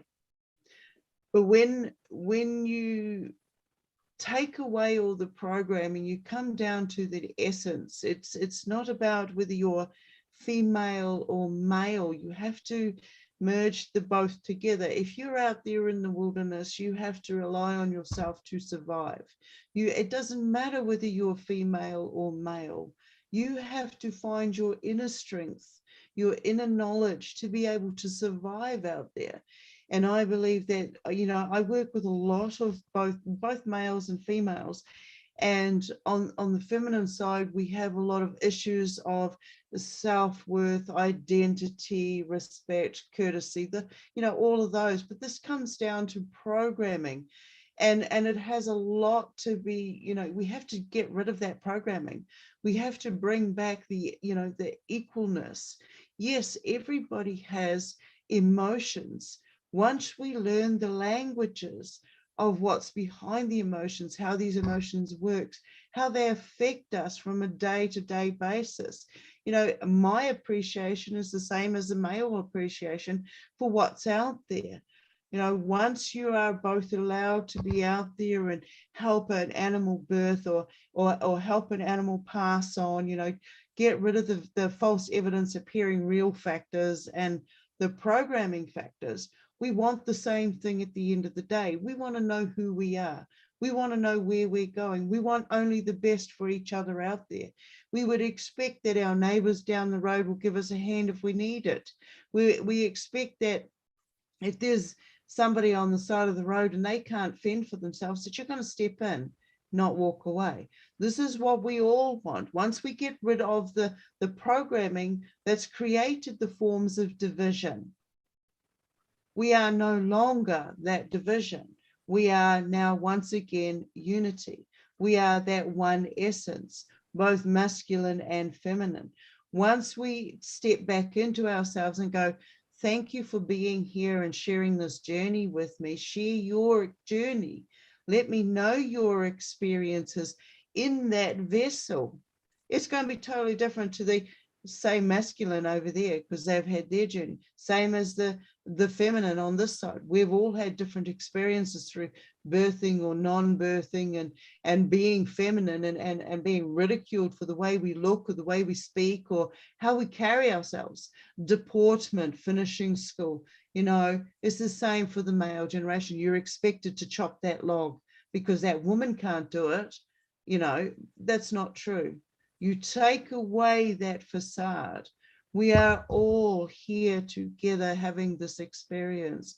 We need to take into consideration that experience. We've all come from different areas, but at the end of the day, we just want the same thing. This is our embodiment. We are here as guardians. Well, on a multi-dimensional, we've got to protect our dimensional selves, our dimensional aspects, because you know, there's so many forms of programs and hijacking that we are discovering there's so much more to us. And this is us coming back into ourselves, masculine and feminine. We take away the divisions, we have divinity. Okay, this is where we come to the oneness. Again, we are center point. We are that balance. When you stand there and you have your blindfold on and you've got your scales, you can't tell which is right and wrong in those scales. You just got to weigh that balance. You are that center point. It doesn't matter whether you're male or female. You still have to come up with knowing what is right and what is wrong and going with that aspect. It's going to change every 5 seconds. But as long as you are truthful to yourself and stand in that knowledge, that acceptance, you can trust in yourself. You know, this is where I'm at with this whole male female. I've been male in previous lifetimes and incarnations, and I'm female in this incarnation, but I still go out there and chop that wood when I'm going to be cold and I need to have a fire, or I grind down that wheat if I need to make a loaf of bread for somebody in the house who needs a feed. You know, take away the division, people. This is it. There's so much created division. We don't need this rubbish anymore. We don't live in this disposable society. We all have transferable skills, knowledges, now we step back into being able to use these abilities. That's all really I've got to say on that one. So, you know. That's beautiful. Thank you. I am totally in agreement. Right. And, you know, I think having the matriarchal lineage, then coming in, having this patriarchal lineage is the perfect opportunity in this lifetime to have that divine balance. And I think that what you're talking about is walking that divine balance in all things that you do. So thank you so much for bringing that forward. Yeah, just be your higher selves. Just, you know, Absolutely. Magic is out there for us all. Just step into your higher self without the painted he, she. You know, one thing I've always said, it doesn't matter the skin you're in. Okay. Right. Doesn't Right. matter the skin you're in. I love that. Yep. We're all souls having a human experience. We're all in this together. Yeah. That's right. That's right. Who hasn't spoken about this that would like to speak? Anybody? Remove spotlight. Leah, have you said something? I did actually at the beginning, but I at the just want to beginning. say that I am just in awe of all you amazing women and your insights and your knowledge. And it's just absolutely amazing to listen to you all. And thank you so much. It's an honor to be here. There's lots of comments on the streaming platform so that I haven't got to. Rachel says some women are challenged by their idea of what a man is. It is so important that our men connect more with their empathy and emotional side, and that in those moments we hold space for them but not ridicule them, holding them in their exploration and opening to their innermost being, loving being here. Thank you all. Yeah, there's stacks of comments. The portal to ascension. I just want to honor Alan and Neil again for streaming this on their platforms, New Realities with Alan Steinfeld and Portal to Ascension with Neil Gore. There's yes, man, female, Yeshua, divine, masculine energy. Somebody says the new humanity. Yes, much programming, love and compassion. There's stacks of comments, but I can't get to them all. But you know, we've been talking about the divine feminine, and I think that, you know, when we're not in our divine feminine, the feminine energy, as I witness it in myself and others, has been that jealousy. I don't think men sort of get jealous of each other, that comparison, that competition in that comparison. Maybe I'm wrong about that. As I'm thinking that, I'm thinking, no, men do that too. But I'm thinking, no, I'm wrong about that. They do compare with each other, don't they? And get jealous of each other, I suppose. Yeah. But yeah, it's really just one energy, isn't it? So we're coming up to the end of the next hour. Shall we take a break and let everyone go and have a cup of tea? And I'll play some videos. I'll play some of more of Leah's videos and some of Larissa's videos, and we'll come back on the hour. We've got about 7 or 8 minutes, and we'll come back for the next question. We'll be discussing, what's the next question, Sheila? Okay, the next question is, what is the consciousness and new energies coming in, and how is this changing the game of life on planet Earth? Yeah, great question. Juicy one. So this is an opportunity for people to, because it's a 4-hour conference, for people to go and have something to eat, go to the toilet, have a cup of tea, and I'll play some more of the videos. It's a bit clunky with the sharing on Zoom, but here we go. Beautiful. Thank you, Karen.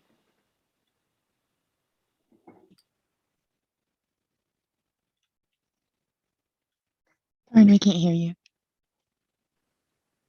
You're on mute, Karen. There we go.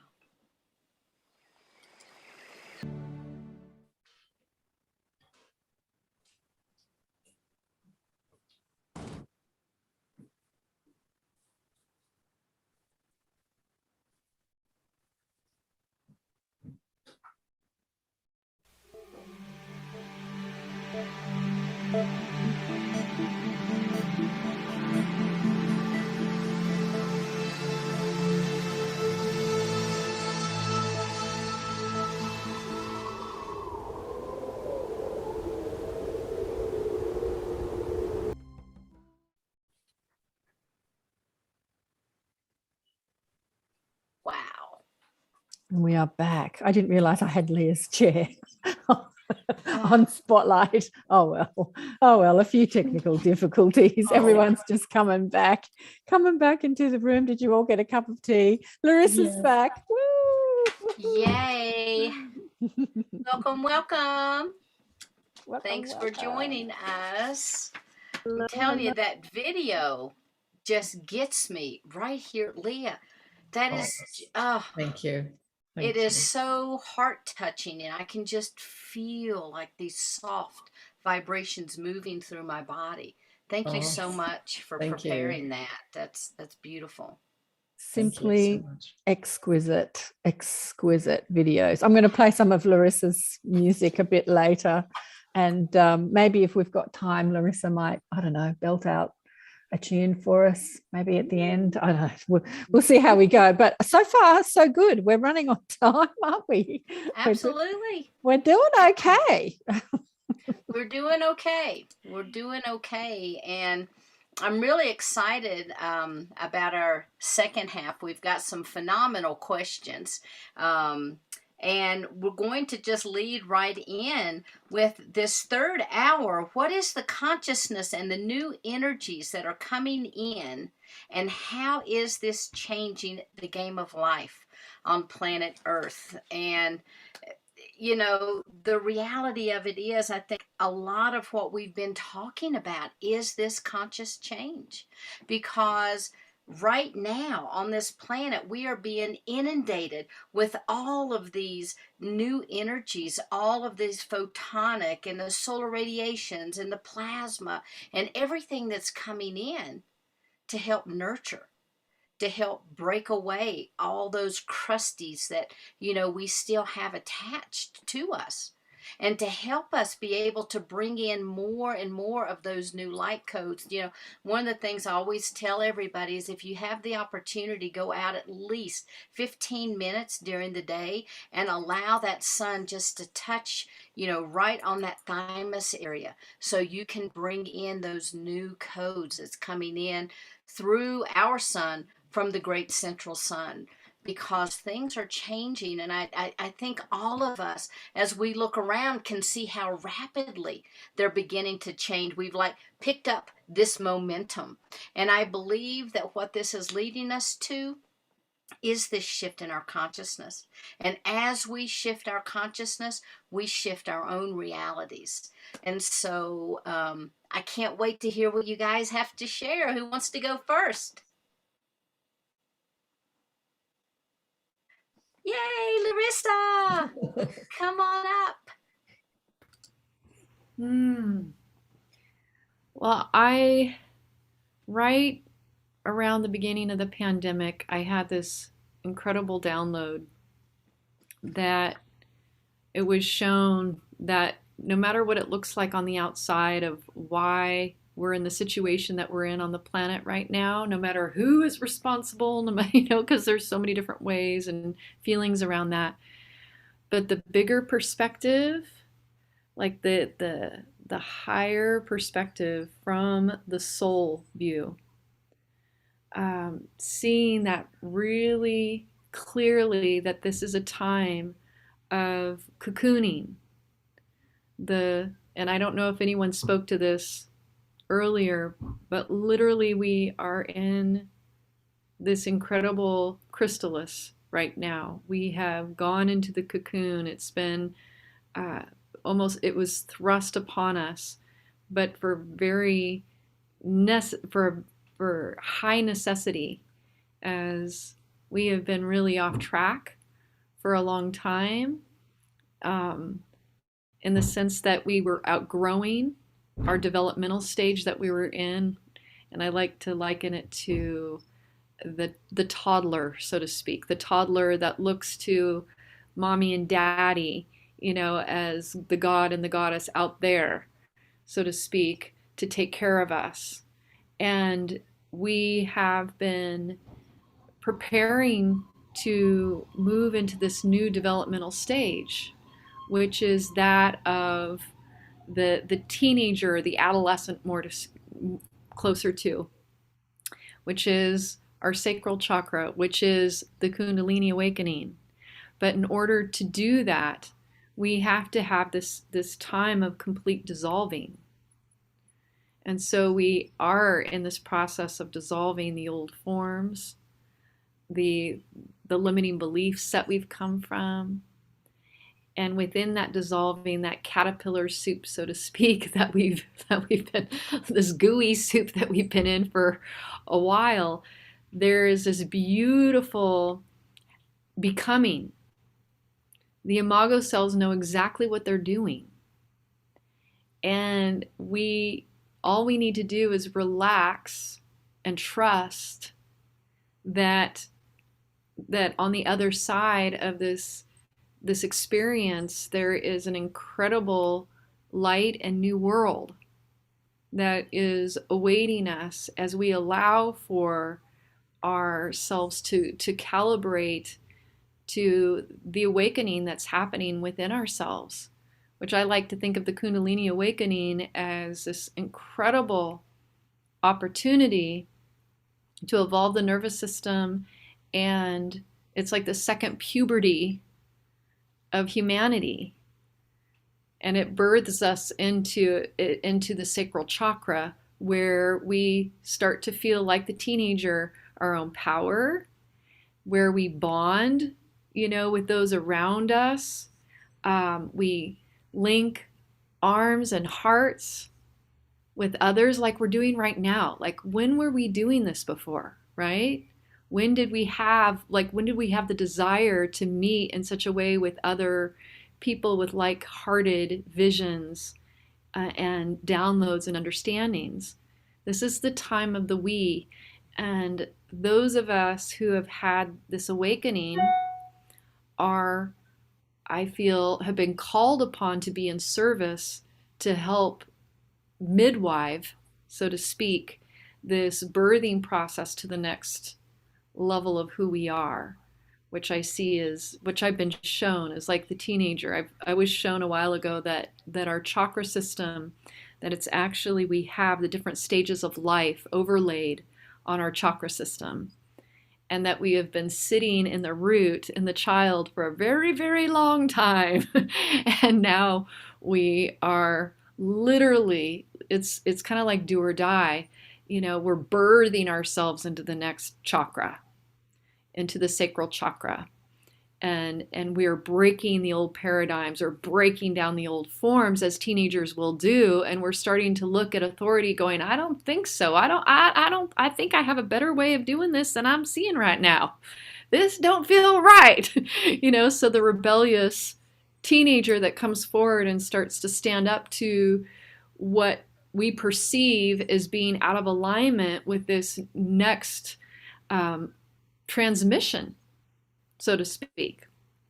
So this is what I've been sitting within. This is the download that started coming, and even more so integrating at deeper and deeper levels into my own body. Because it's one thing to have the idea or the knowledge. It's another thing to stand under that knowledge, to understand, and to actually have cellular receivership of that knowledge, right? To become the transmission of that.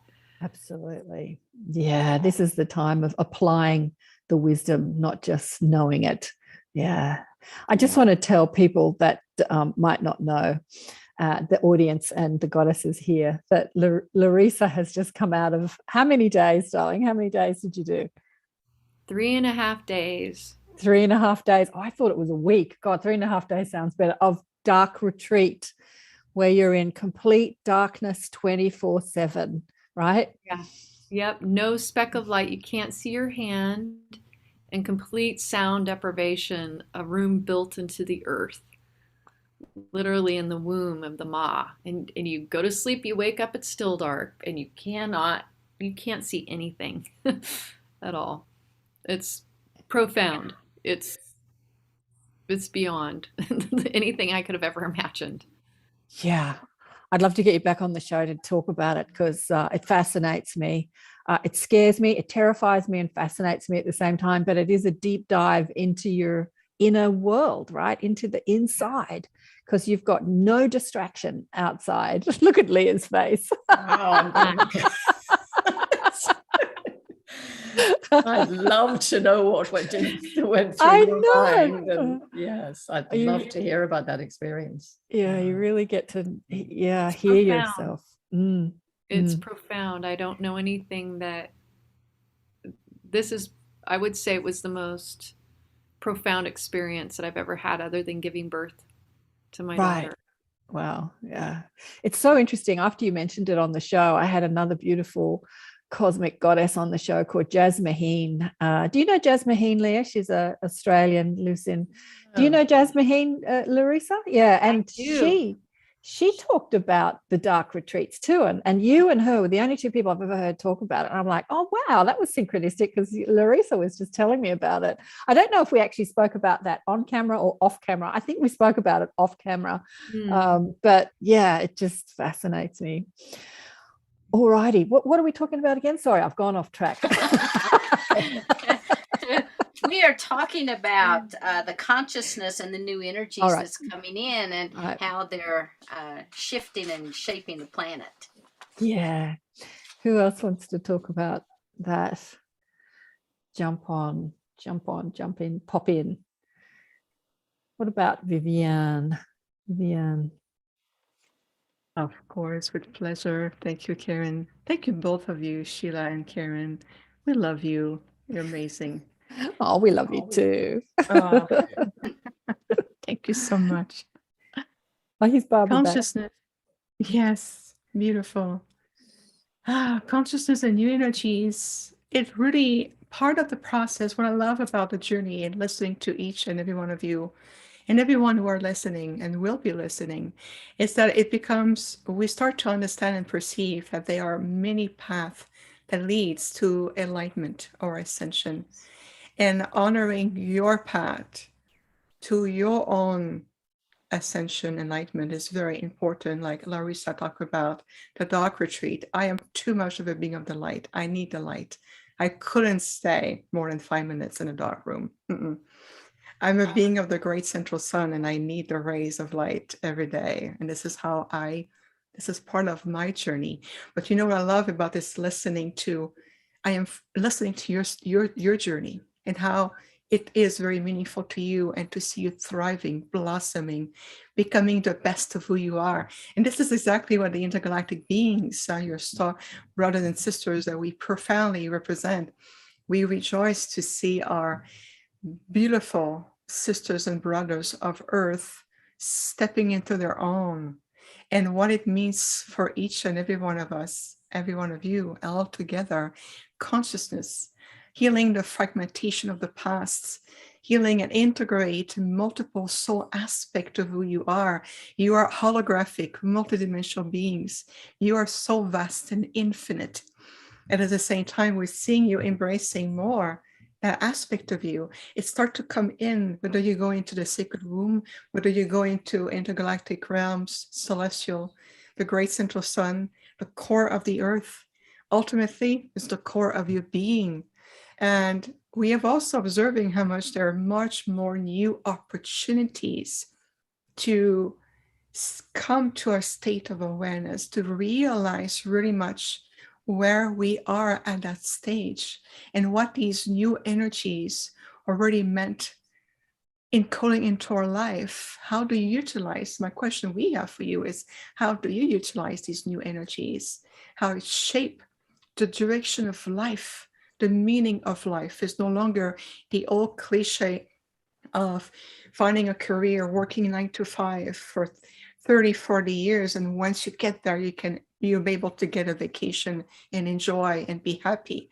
We are transcending these absolutely pre-programmed structure imposed in that third dimensional false matrix reality, and how we are observing everyone stepping into their own, redefining.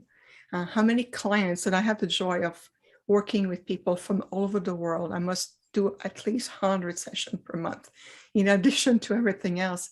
And the commonality I hear is people are stepping into new inspiration and creativity. I want to be on my path. I want to be able to bring services. How can I serve? How can I know what I'm here to do? And I hear that question a lot. So one thing we can lovingly share with you is allowing yourself to shift into a more fluidity perception and letting go of the rigidity of the mental construct, all of the pattern, the limiting belief, whether it's stored in your subconscious level or the unconscious, whether it's from generational timelines, whether it's your ancestral, and all the blueprint, the false blueprint that we're seeing healing from the earth. This is part of the new energies.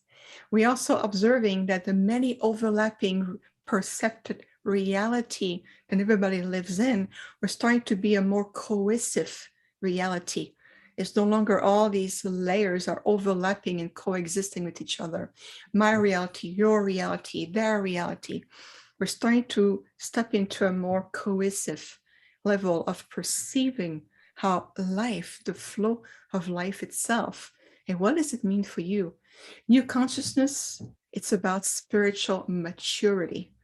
If you look at the enlightened intergalactic groups, those who really come to support you and your power, they have stepped into their spiritual maturity, which means that they understand the process, and we're here to assist, to encourage, to inspire, and to move together, returning as equal.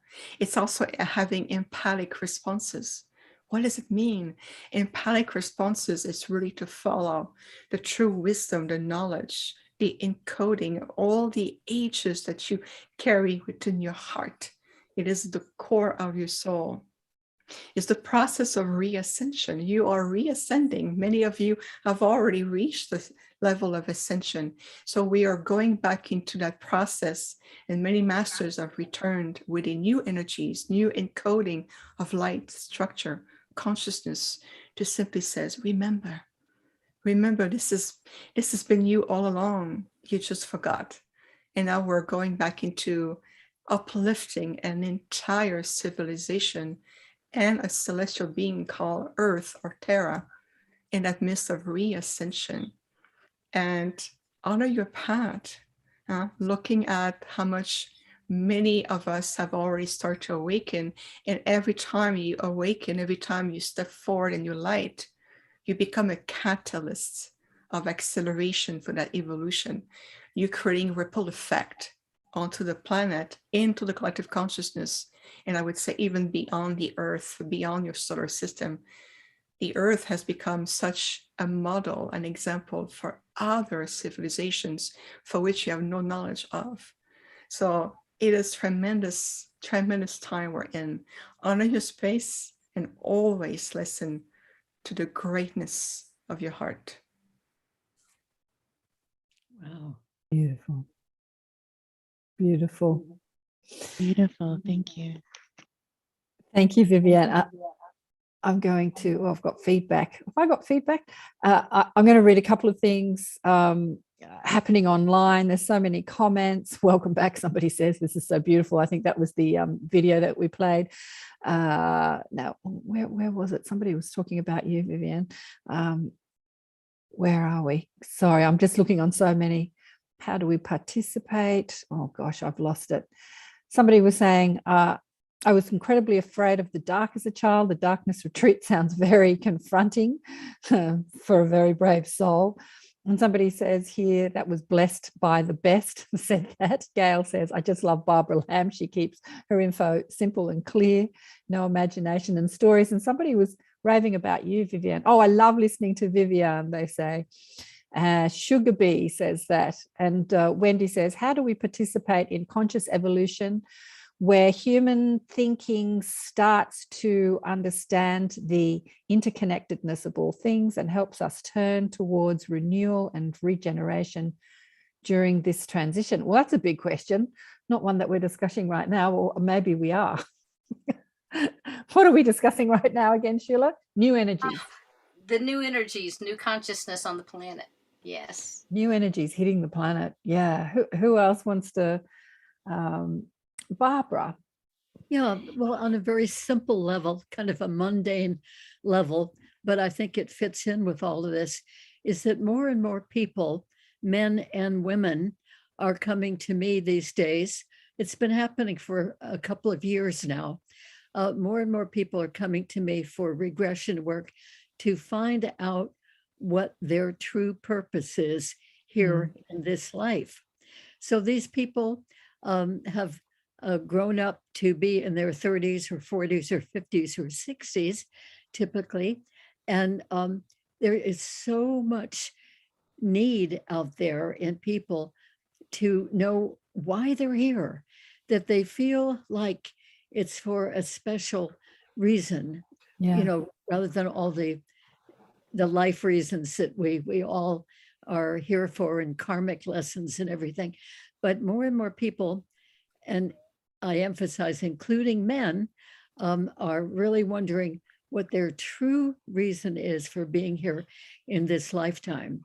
And they want a regression to go back into their higher aspects.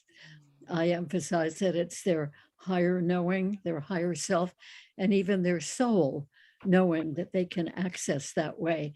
And it's always turned out to be very, very meaningful for these people. And sometimes before they come for a session, they're already doing their purpose, but they hadn't realized that that's what their purpose was. And sometimes they've already had an inkling, oh, I should be doing more healing. And yet they hadn't really thought that that was a valid reason for being here. But anyway, I'm seeing it in, you know, quite a spread of humanity here. More and more people awakening and wondering. I don't think that that was very prevalent decades ago. I mean, I never talked to people more than about, say, 5 years ago, who really were spending a lot of time thinking, why am I here? What is my true purpose? Yeah. So that's part of the consciousness, I think, that is happening at least quite a bit here on Earth. And that's a very good thing, I think. So you think, Barbara, that the energy hitting the planet, the new energies coming in, is specifically for that purpose, to awaken people to their soul's purpose and not their ego's desires? Because the ego wants to be rich and famous and all that sort of stuff, you know, and find the lover and get the stuff and go drive the new car, but the soul might have another idea. Yeah.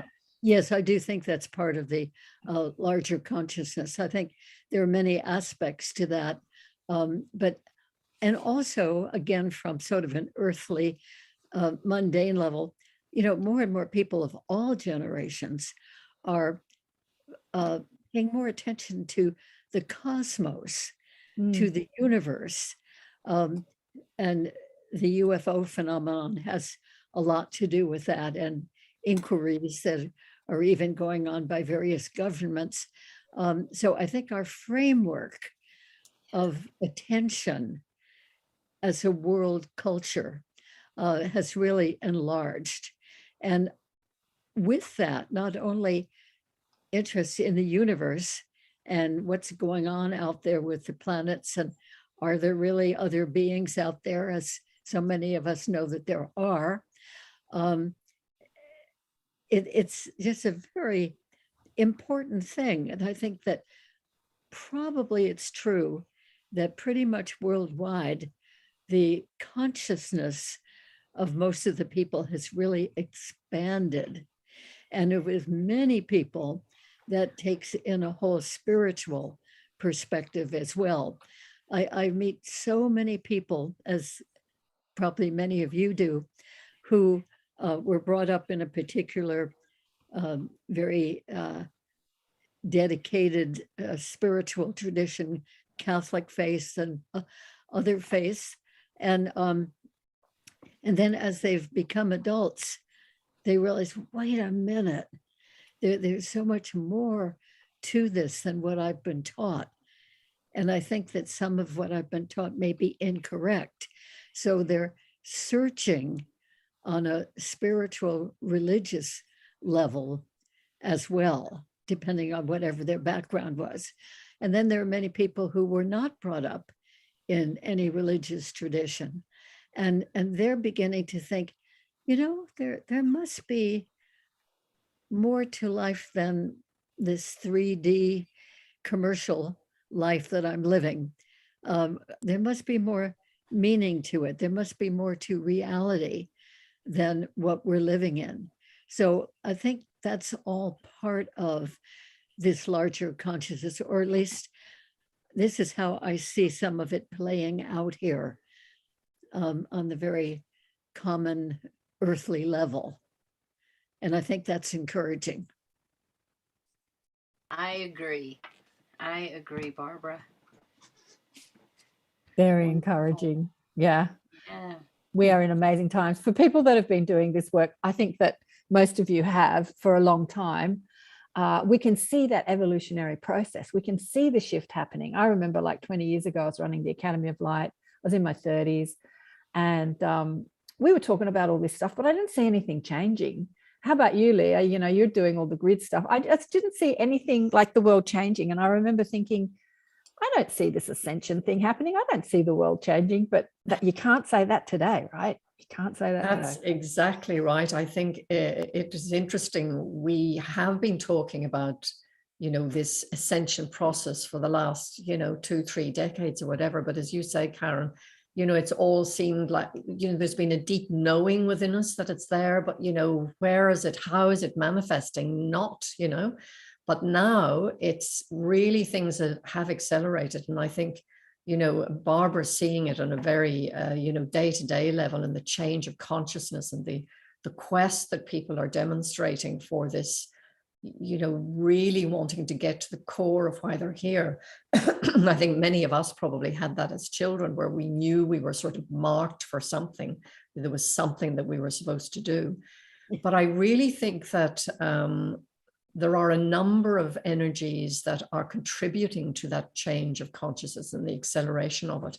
I think there are the planetary energies, you know, apart from the sort of ever-present equinoxes and solstices and whatever, we're seeing in the last few years, all of these massively rare planetary alignments, all these planets lining up, you know, first of once in a lifetime things. There's a lot of that going on, and that's really pushing us into another energetic sort of mode, whether we like it or not. We've got no option. And then there are all the galactic frequencies. You know, all of us here have had our different experiences of that, and how that is coming through, and how we're also helping to give access to that, to other people with that in our own various ways. And then the solar radiation, as you spoke about as well, Sheila, you know, getting that, standing out and receiving the solar codes, that in 2012 was a kind of a turning point, I think, and a tipping point where I saw things beginning to manifest. That's the end of the Mayan calendar, of course, and the doomsday scenario, which, you know, probably none of us really bought into, but a lot of people did. But on that day, I was pushed to go into the studio on the solstice of that year, the 21st of the 12th, 12/12, and to bring through, because I was told that there would be massive frequencies coming onto the planet on that day, and they wanted me to basically embed those frequencies into the music that people could then access in an ongoing fashion, but that those frequencies would be helping to, I suppose, activate people, and also helping them particularly to integrate these new frequencies that were coming in. So that was 2012. And then in 2013, I got another, and it was probably the clearest instruction I'd ever received. It was compelling, that I needed to go out and do this tour. And my work is called The Sounds of Sirius, but this was to be called the Sounds of Source tour. And they told me that I needed to make myself available to transmit these new frequencies that were going to assist people to integrate the solar frequencies that were coming in, these new solar radiation frequencies. Because as I discovered, some scientists were discovering that really the solar radiation can be a very dramatic trigger for consciousness. They knew that the cells interact with electromagnetic activity, and they were also finding that the neuronal pathways, also neurological pathways, were also reacting to this solar radiation. And there was one scientist, Dieter Breuers was his name, and he basically felt very strongly that the sun was triggering a massive evolutionary leap in consciousness. So that tied in very well. That made sense for me about why I was being given this instruction to go out. So I went out and I did these events throughout Australia, or in different regions of Australia in the major cities. But I was told to do 4 major events in each place, one in the north, south, east, and west, the cardinal points. And by doing that, it was creating this vortex, as they told me, a pillar of light, where all of this energy was coming in. And I had to bring through also this crystal called the source stone, which looks like this is one of the master source stones. And this was a 10-sided decagon. And this was basically to help people to anchor these frequencies that were coming in and help them to integrate them, because what Dieter Breuers recognized was that although increased solar activity shows evidence of, probably big leaps in creativity and innovation in humanity, it can also have the other effect of throwing people completely off balance. They get psychically unbalanced, and people end up in mental institutions without knowing why. And there was already evidence of that happening at that time. So these frequencies were to basically help people to integrate and anchor those solar frequencies that are coming in. So they are very powerful, because it is coming from the great central sun through our sun into our body with these photonic light codes, and our bodies are not used to it. So the other thing is the crystal energy. I think there's a huge upstep in the power of the crystalline frequencies on the planet at the moment and what they are actually doing for us. If you notice, a lot more in the mainstream now are talking about crystals. A lot more people are having crystals, and even crystal skulls and things like that. It's become a much more mainstream thing. And I think that it is the harmonization and the activation of the crystalline grid at this stage is also really helping us to integrate all of these new frequencies. And what it's doing is, because crystal amplifies, the crystalline energies and the grid, the crystalline grid is amplifying the energy that's coming in through the galactic and the solar avenues. And again, in my work, I've been called to make these, large crystal grids, very often on planetary times, the solstice, the equinox, or whatever. And it's creating the same effect. It's creating this pillar of light, a vortex, and all the energies are coming in and then rippling out through the song lines and the ley lines and out through the ethers and out through this newly activated crystalline grid with these master crystals that have been dormant since the time of Atlantis, when they were shut down because they were basically being misused. Now those are being reactivated again.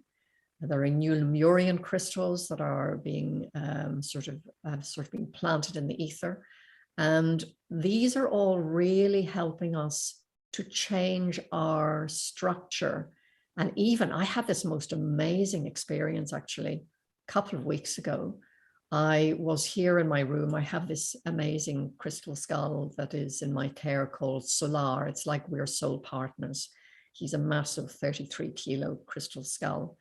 And I was communing with Solar. I had my forehead to his, and all of a sudden I was connected to the crystal skull grid of light. I was connecting with all these major crystal skulls throughout the planet. And I had my hand on these 2 other crystal skulls. And then the next thing was, I was told to lie down on the floor with my head in the center of all these other crystal skulls on the floor. There were 42 of them. I counted them later. And I had my head in the middle. I was surrounded by all of these crystal skulls.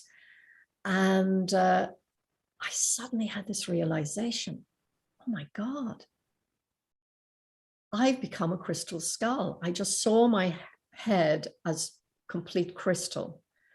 And then I realized that I really was part of the crystal skull grid of light. And then I went out, I lost consciousness. When I came back into consciousness again, I found myself again communing with all these crystal skulls. And then it was like with X-ray eyes, I started to look down my body. And I realized that my entire skeleton had transformed into crystal. I was actually crystal.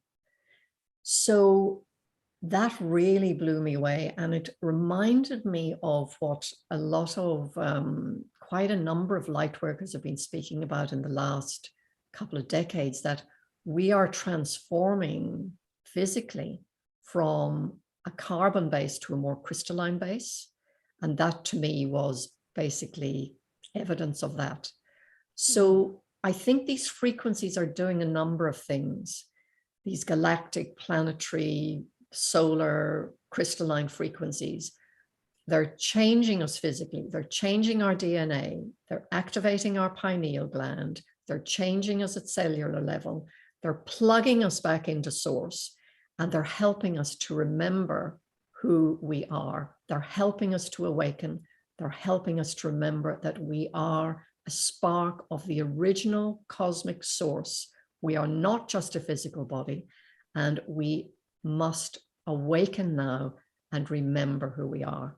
And I think really important in that is what Sheila said as well. These energies are so intense. Many of us are not coping well with them. You know, if we haven't been on a spiritual path, if we haven't been aware of this sort of inner workings of ourselves and who we really are, then we can be finding it very, very difficult to cope with these energies physically, mentally, and emotionally at the moment. So I think it is really important. One thing we can do to ground ourselves is to be in nature. And it is such an amazing thing. You can be totally fried energetically and emotionally. You get out onto the beach or you get out in nature, and within 5-10 minutes, you're suddenly back, you know. So I think it's really important that we're aware of all of these energies coming in, but at the same time that we realize we are in physical form. We've chosen to be here in a physical vehicle at this time. And I think what we are being asked to be, in a sense, is the bridge between heaven and earth. I've always found it much easier to be up there and out in the cosmos.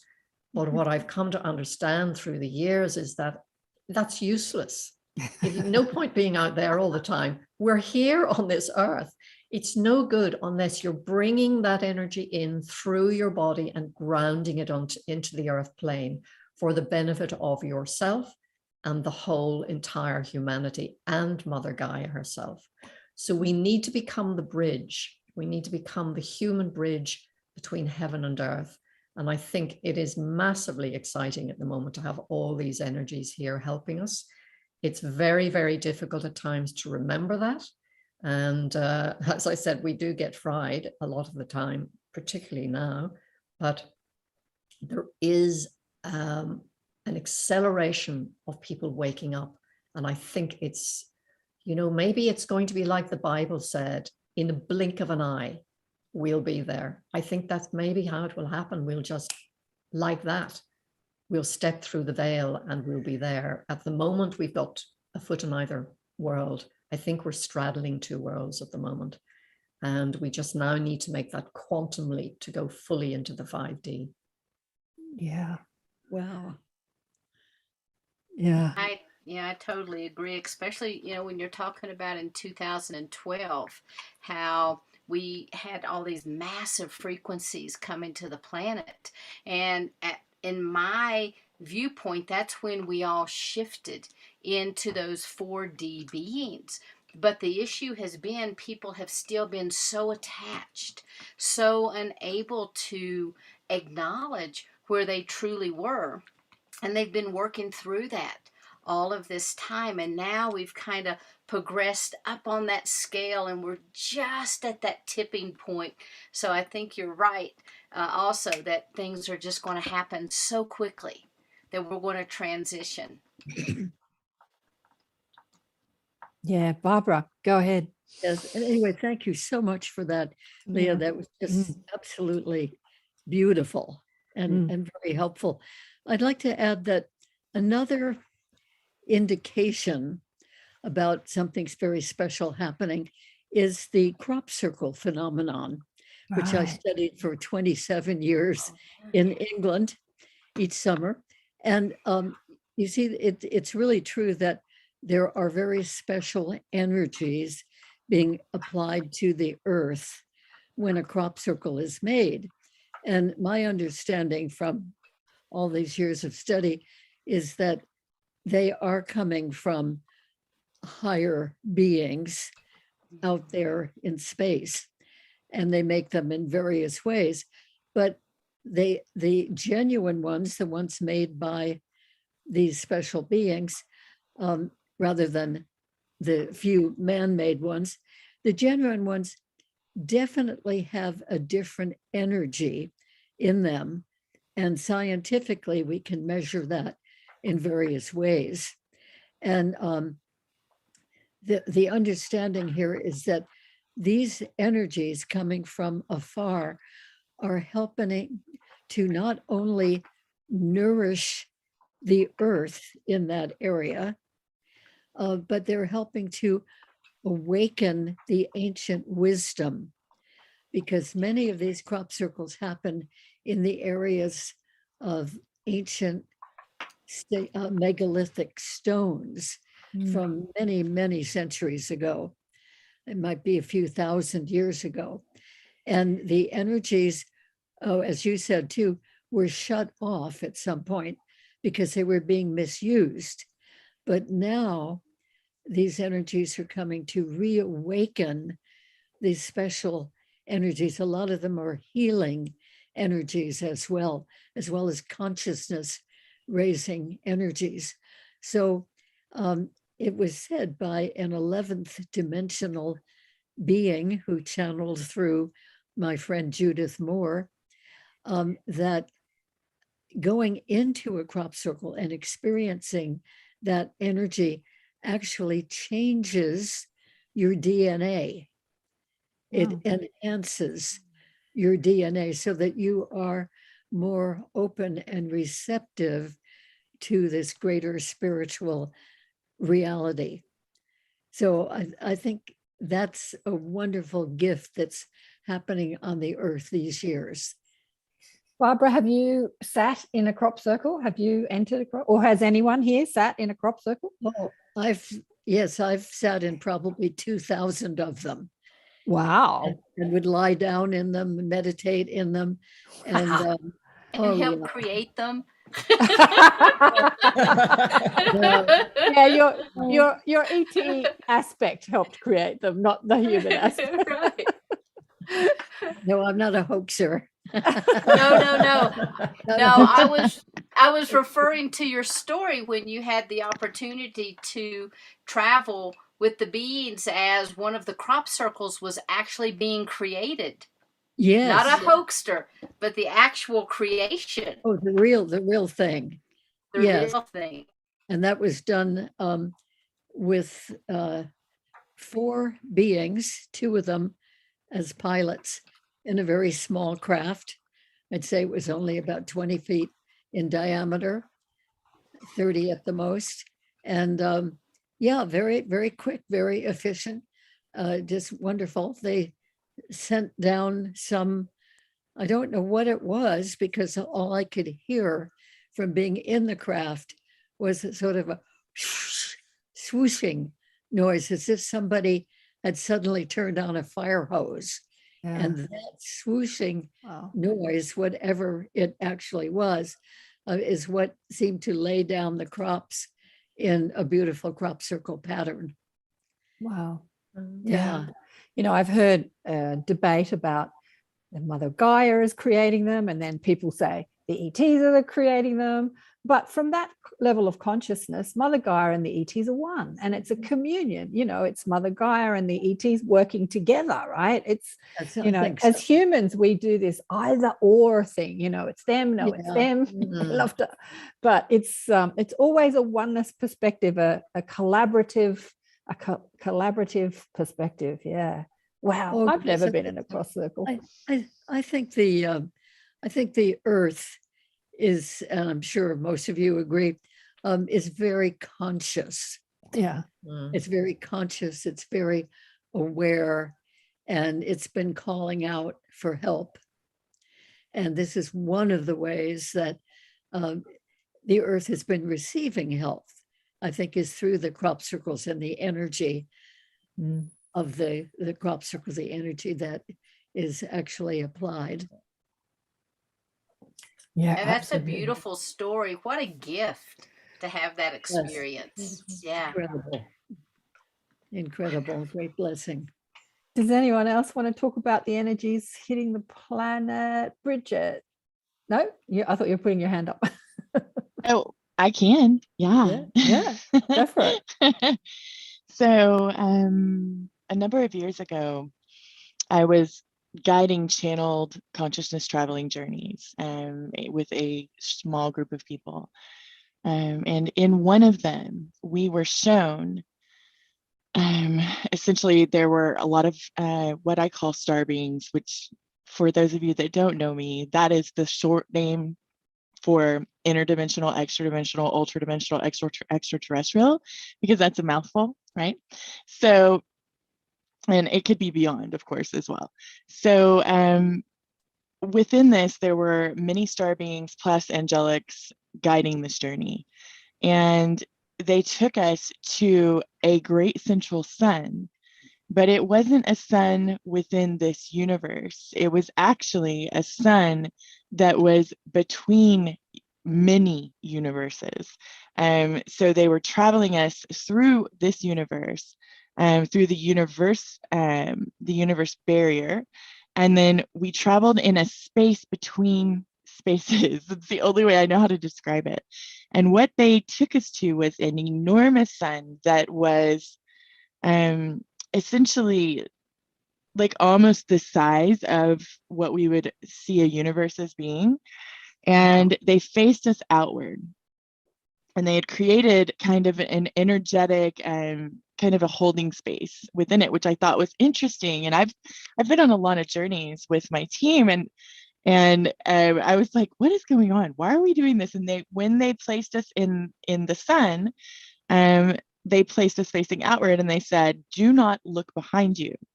And so I repeated that because that's how I would do the journeys, right? Was take them on the journey of what I was experiencing, describing every detail, and then, they would be going with me.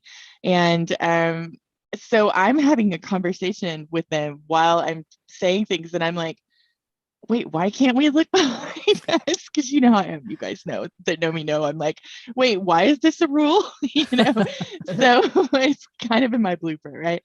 And so they were like, you can look. So I turned around, and it was as if I was looking at, there's so many ways that I've described this over the years, but it was as if you were looking at the inside of a portal without it being a portal.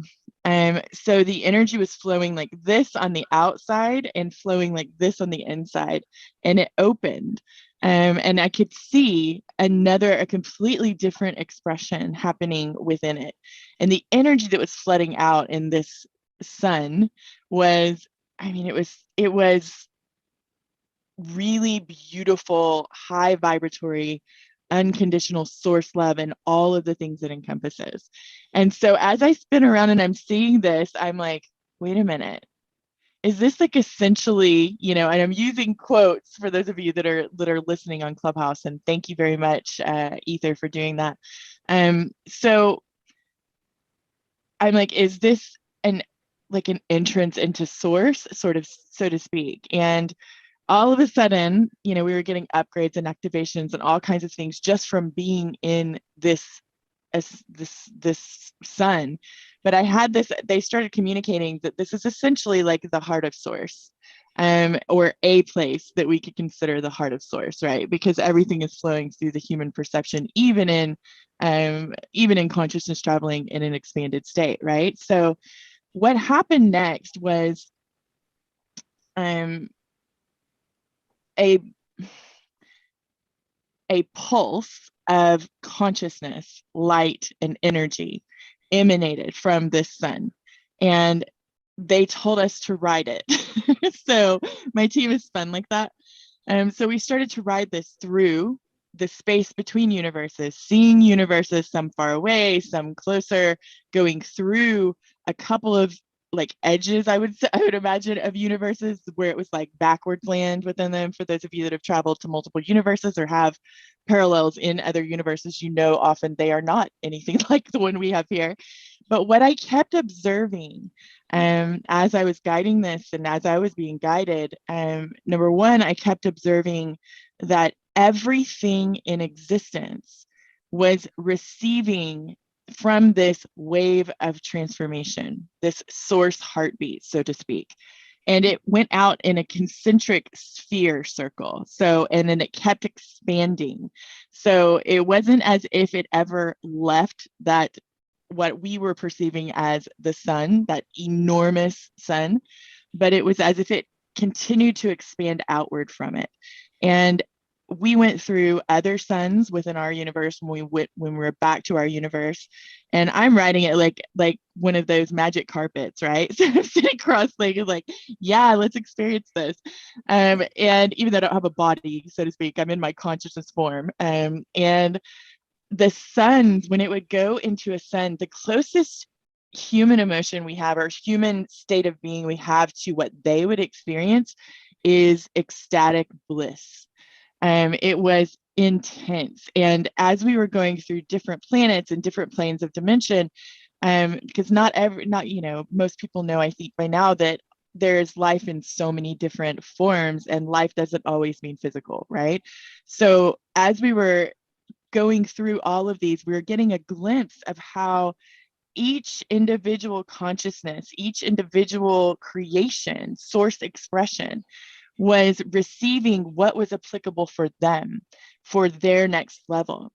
And then when we came back to our solar system, our galaxy, and then our solar system, I was observing that happening with everything here as well, in all of the dimensions, which I thought was very interesting, at least all of the dimensions that I was focused on at that time. So I would say probably 12 that I was observing at that time. And so what was very interesting is our sun did the same thing. All of the planets, they are connected in oneness as well. And in the way I perceive them, the source expression that incarnates as a sun is the same that incarnates as planets. So it's the same, essentially, if we would consider it a soul or a type of being, that's the same energetic essence. And so I was observing how they were receiving things. And when we came to our planet, it became increasingly clear that these ascension, periods of high energy that we experience, where it's like something rolls in, I had been noting that they can have some staying power, right? So it's like they come in and then they stretch out almost, right? So some of them are shorter, like 4 weeks, others could be 3 months. And my team was essentially saying, this is what you're experiencing on Earth. So we're experiencing, amongst other things, of course, this is not the only thing, but we're experiencing waves of ascension, which are essentially heartbeats of source. And and this is kind of a way to describe it, right? But the heartbeat of source is essentially, source's desire to experience, right? And that is what we all are. We are all aspects of source that are expressing, right? And through that, experiencing. And I just found it so beautiful. And that is how I perceive what we're going through here, and how it's changing the human experience and the Earth experience and everything outside of, the human Earth experience, or beyond it, so to speak, and within it. So we are creating, as I said earlier, a new way of being human, a new way of humanity, a new earth experience in every now moment. We are creating that within our own individual expressions, right? Our own individual lives. But we are also creating it from a much broader perspective where, we have aspects of expression in all of the dimensions and often multiple. Yeah. So when you look at the human earth experience, and this might be a little, if this is a little timey-wimey for you, just let what feels good stay, and anything else roll away. But we are essentially a convergence of soul streams from the same oversoul that is expressing in multiple dimensions, who have consciously decided to create a human form. And this is a kind of not exactly the way it is, but this is a good way to understand it. So if you imagine we have one soul, and there's all of these little lights of, streamed off of it in various dimensional expressions, various types of source expressions. And then say a handful of them decide, okay, we're going to have a human experience. This is at least my truth. We use the word fractalization, but that's not really the right word for it. It's almost like a convergence that creates this particular human, me, Bridget, right? And I am barely scratching the surface of this in my remembrances. I know there's so much more remembrance to be had with all of this, but if we can look at it in, macro to micro, or macro to micro and micro to macro, it's essentially what we're doing on multiple levels. And this is just one tiny, this human experience, which is very important, but it is just one tiny, fraction of what we're doing as a soul. And everything is connected. So what we do as humans in each now moment is radiating out, almost like a conduit of information to all of the parallel aspects of our soul and everyone they're connected with, because we are all connected in oneness. So I think at this point in time, it's about stepping into the conscious understanding of your multidimensionality to remember who you are at the very core essence of your being. And with all of this comes each decision in each now moment. How am I going to choose? What is still serving me? How do I want to express? What am I ready to move beyond without applying judgment to it, stepping into neutrality? Each time we do that, it connects us.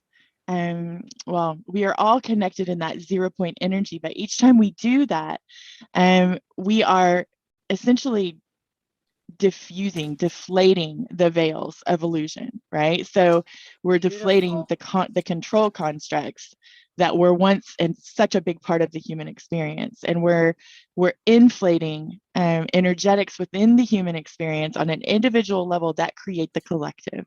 So I can stop there because I could probably go on about this for forever, and I just love this. This is my favorite question. I was so excited. But yeah, that's Wow. hopefully you guys can those of you that are watching the replays, hopefully you're following. If not, get on Clubhouse and hit me up. Get on top of Because I'm happy to Hey, explain. Bridget, I saw somebody said that we're streaming. Have you got this streaming on Clubhouse as well?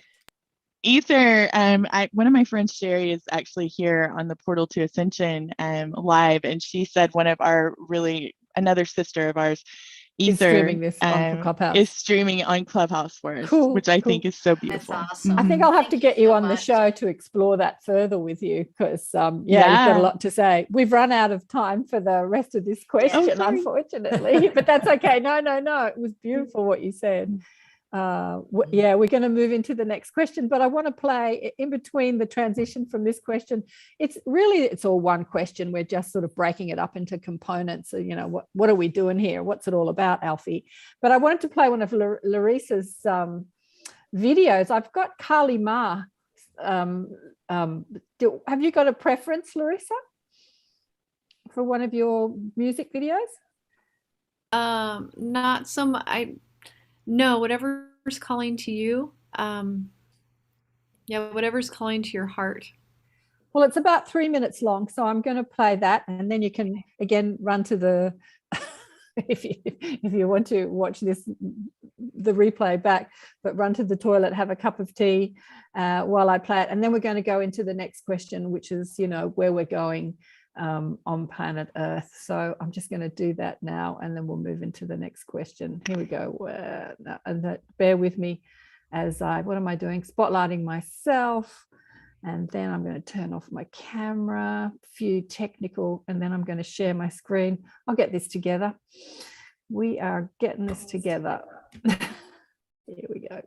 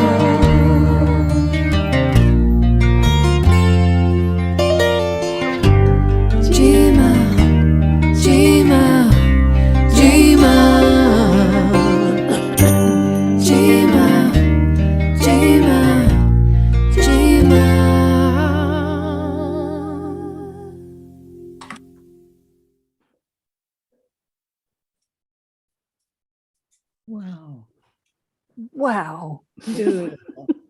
Yeah. Wow. Everybody's Wow. wowing, Larissa. That was so beautiful. amazing. I just Amazing. had a bit of a couch dance. Just wow. Wow. Beautiful. So, Karen, do you want to lead us into our next question? Oh, the next question. Okay, come on, get with the question, Karen. What are we doing? I know we're out in the I'm in desert. Jamar land. Okay, the next question. And for those that didn't comment on the last one, please jump in. What is your vision for the planet, and how do we move forward from here, having discussed what we've discussed?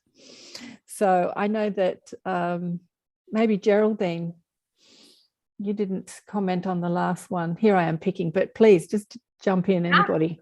Absolutely. Thank you so much. Yeah, so this is such an exciting question. And I think that both questions kind of lead, obviously, to one another. We need to understand both sides of it.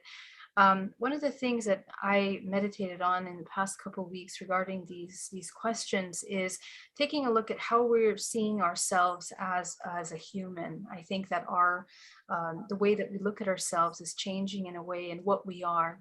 One of the focuses in my work, because of my experiences as a contactee and as a psychotherapist, is trying to understand the data that we hold in our genetics. And I think that it plays a tremendous role, not only in how we're processing information, but our human bodies are kind of like a fractal design of the other cosmic systems in this multiverse, including the galaxy, including the multiverse, the universe, and then the multiverse. And the beautiful thing about that is that if we understand how that functions, we can understand how our body is processing information.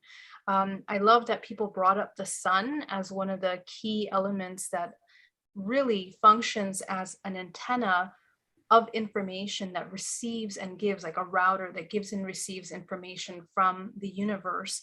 But what that means is that the sun in itself, just the way we have our own genetic code, the sun itself has its own genetic database, you can say, or blueprint for what it's creating within its galaxy. And our physical bodies are very much the same.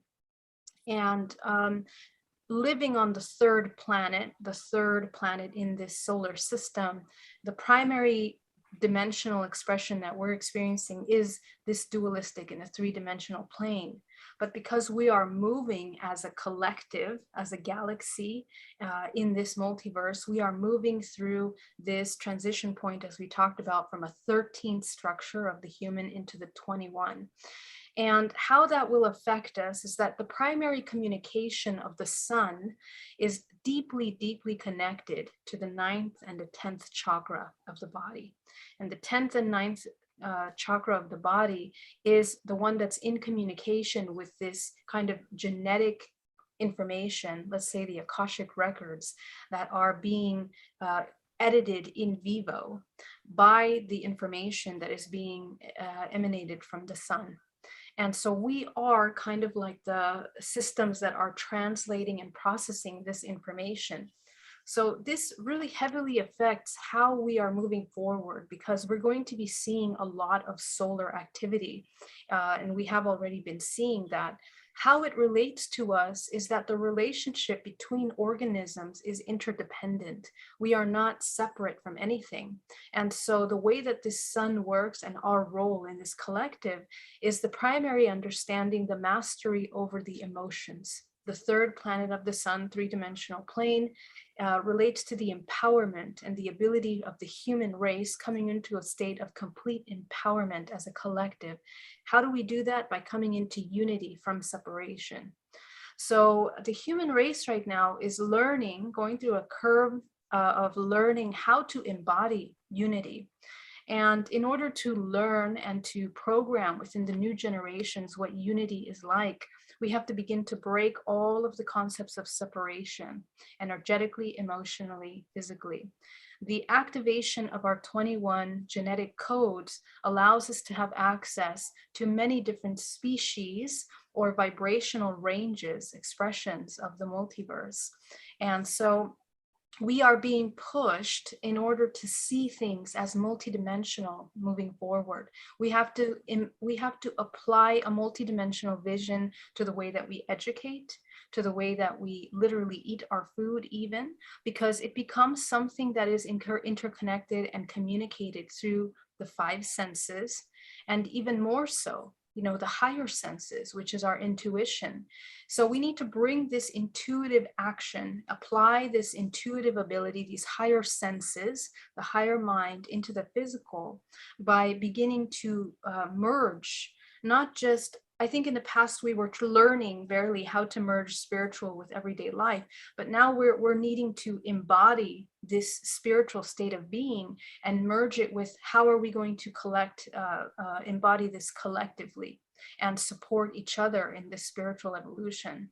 So as we begin to activate our chakra system in the higher level, activating the 7th, 8th, 9th, 10th chakra system, these are the centers of manifestation. So we need to learn that through this system and through all the data that is running through processing, ancestral programs, all those things that we're holding in the densities of our body through emotions and energy, we need to transmute that into a higher range of frequency so that we can allow more source light to move through our bodies. So this has to be functioning in the way that we are expressing ourselves and emanating life force through our physical body in order to teach the children, which is one of the most important parts of this next generation, this phase right now, from up until 2024, particularly, we're going through a major, major change. And then in 2024, things are really going to start moving forward for the next 10 years, where it'll be an application of this wisdom, literally the embodiment in society, financial institutions, governmental institutions, and all other structures of reality will have to readjust to this multidimensionality. And so the education system has to change in that it becomes the awareness of energy structures, the awareness of multidimensionality has to be taught. It has to be first expressed through us adults, and then, shown from the inside out. All of the shadow parts of us, all of the densest parts of us are going through a sifting process. And so this is true for all systems. They're going to be kind of coming into a higher octave of operation. So humans that are beginning to teach children to meditate, to connect with their emotions, to understand emotional currency as an exchange of creation is incredibly important. We need to understand that everything that we're emanating, the intentions, the words that we're speaking, the feelings that we feel as we're speaking, and the actions that we're taking create a ripple effect in the multiverse. And they even affect the movement of the sun. Because when we come into a state of fear and chaos and imbalance, the sun begins to react even more. And we've been seeing that. It's a vice versa. It's a process that functions both ways. We've been seeing major turmoil in the frequency of the earth because of the things that have been happening.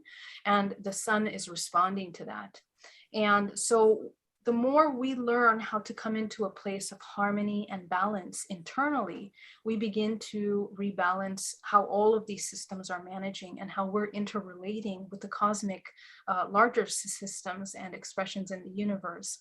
So this kind of consciousness needs to be placed into how we're even building our homes.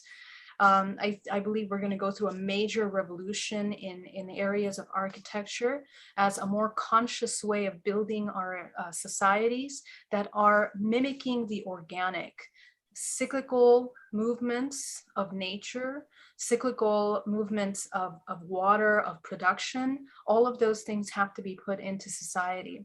And in the next part of that, which is our governmental aspect, is something that is more of a collective collection of consciousness that is contributing to making choices as a whole. And we can't really wait for government or anyone else that is applying old models to begin to implement that for us. It's something that we literally have to embody and then create in our societies. It's something that we actively need to embody and do. We need to create conscious communities, let's say, even in where you're at just right now, completely shifting the way we're interrelating with one another, communication, education, sharing, holding space. All of these ideas of constant separation have to completely dissolve. So I think that this is very much helping us move and progress. And these conscious societies have to also focus on nutrition, healthy eating, conscious eating, working with energy and nourishing the physical body. So from the spiritual perspective, it's a constant state of regenerating the body and creating space for more source to anchor through by sifting all the shadow and densities of the physical body. Because the more dense we maintain in the body, the more difficult it'll be for the organism to be able to readjust to the collective frequencies that we're moving through in the next 5 to 10 years. So these are just a couple of things that I think are incredibly important for our next step moving forward. Yeah, I'm hearing you. Hallelujah. I think you're muted, Sheila. You muted? No, Oh, I don't think so. No, it was just a low that was beautiful. I'm in resonance with absolutely everything that you said. And, having the conscious communities to actually, begin now, I think is so, so important. Yeah, and I think a lot of people are getting the call to create these conscious communities Yes. right now. And it goes in hand to what Leah was saying, I believe, earlier about how the earth grids are also activating in order to support that. And people are moving to places that they need to move, because we don't just move just because we need to move. We move and we're called by those areas on earth in order to activate the ley lines in that land to produce healing and to allow life force to move more fluidly through the grid of the earth, which is another organism, just like we are. It's another body. We have chakras in the earth that are also activating and regenerating at this time. So we have to think more in that way collectively, ourselves, the earth, galaxy, and these celestial bodies, how they affect us and how they're moving in and around us. yeah. Absolutely. I agree. And going back to what Leah said about becoming the crystalline energy, the transmission point, the anchoring point. I've long dreamed of moving up to like Byron Bay, which is in Australia. It's like the Shasta area, it's like full of light workers and galactic gods and goddesses. But Source wants me in the city. And I'm like, but why? Why? But yeah, to anchor that energy. There's so many conscious people, especially during the pandemic, that moved out of the city, and that Byron Bay area was flooded, like literally. It was flooded literally, but you flooded with people. But yeah, sometimes we find ourselves in places because we are that anchor point, like you were talking about. Yeah. Yes. Yeah.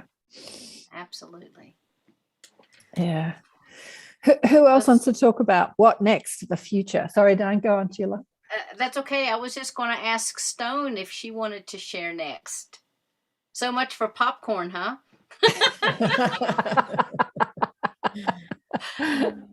Thanks, Geraldine. Well, thank you, Geraldine. That was beautiful. It works in well. I mean, I've had a ball so far. Everybody's on the same sort of energy pattern that we're going. I've had a lot of different encounters in my lifetime with different sorts of beings, different dimensions, and it never stops. It's always going to be. I've classed myself as a communicator, for different dimensions to come through. I've had orbs, I've had the orange plasma sphere beings, and I've had these light entities come into the room. And throughout the years, they've shown me healing in different formats, and how the psyche needs to be healed. And I see our planet, this planet Earth, it's absolutely fantastic. We've got so many different incarnations of species from different universes. We're a galactic landing spot, and we have so many connections to all of these other entities that are here. And I think we're moving into a time where we let go of rubbish It's not ours. We acknowledge what is ours. And I say this is tea time: transparency, exposure, and accountability. Thank you. Love and it. we are accountable for our footprint, what we do, what we leave behind. Let's plant a seed, you know, let's watch it grow, let's communicate it, you know, let's taste its fruit. Let's see that the knowledge is there for all of us. And you know, we have so many things happening around the planet with distractions of all our different senses. And it's because when you start taking away those mimicked creations and we start stepping back into knowing ourselves and allowing our vessel to blossom and use its full potentials, our eyesight, our telepathy. You stop using your voice, you communicate with your body language. You listen. And whether you like it or not, there's a flow going on with the energies that are coming in, and it's touching all of us. You know, in the early days when I was going through the changes of awareness, it was physical ailments hitting me left, right, and center. I was, you know, getting hit with Morgellons, fibromyalgia. I had endometriosis. You know, I've had the worst of worst pains on a different level. And once I got into communication with myself and my higher beings, and it was always about getting into contact with your higher self. And for me, it was, I'm going to knock that person down a peg because I think they could have done a better job. And now I'm in a time where I'm leaving messages for myself in a previous time, so that if I can't log into something, I got a message over here that's going to say, okay, here's a trigger, here's a charge, here's a memory. Reconnect with that memory and you'll find your way back over there. You can keep improving and keep improving. And all the frequencies that are coming in, they're coming in through the water, they're coming in through the antennas of the trees, they're coming in through our hair, our follicles. Our skin is a receiver, is a sensitive organ. Stop using plastic cutlery, stop holding on to the plastics and the metals. Go back to nature, feel what nature is telling you. You are in a flow, it's going to happen. If you don't understand the symptoms, go and stick your feet in the puddle, go and stick your feet in the soil. Allow yourself to appreciate the energies that are around us, because it's not just you who's going through this experience. It's everybody, everything, plants, animals, it's everything. When you realize you are that aspect of everything, you are everything. You allow yourself to communicate on a higher level, a higher conscious awareness. You see what the distractions are, the divisions are, the programs. You step into yourself, you know free will. You know what ego is. You let all of this stuff go. You start responding and reacting differently, higher frequency, to those that are still coming up the frequency chain. And it's not about being higher than someone else. It's about appreciating and acknowledging where you're at so you can give guidance and allow others to make mistakes because you've made them. You know, it's allowing and acknowledging, okay, that language is slightly different to what I understand. I need to give myself a little more time to understand what they're trying to communicate with me and move forward. If we keep closing ourselves down to the distractions that are happening around us, we're not going to heal. We're going to slip into these stuck programmed states. We don't need that anymore. We've gone through what we've gone through. We can shake that stuff off. It's not ours anymore. Send it back to the return, you know, return it back to sender. Return to sender. Yeah, you know, and step back into your awareness. When those light beings came to me, every single day that goes by, you know, it's like a loss of a child. It's there 24/7, boom, boom, boom. What could I have done better? How could I have changed things? How could I have made this contact go on further? But then you get past that distraction. You start listening to the information that was given to you. You start seeing that there was nothing given to you in malice or threat or ill will. And then you start seeing another layer to it. And this is continuous. So you can evolve, or you can stay over there if you wanted. But, you know, the energies are here now, and the frequencies are within everything. Everything is a form of filter. So the energy information that comes in goes into the water, then you drink the water, you're getting a filtered frequency. Same as the trees. If you're into hugging trees, and I was at a stage, I now communicate with the trees. You know, they go a lot further than just standing over there looking up, all right? You know, I drink the leaves, I communicate with the mushrooms they grow and the bugs they produce. You know, there's so much more to our existence, and it's absolutely phenomenal. You know, you can be here in the now and enjoy every little aspect. If you want that car over there, it's only going to last so long. All right.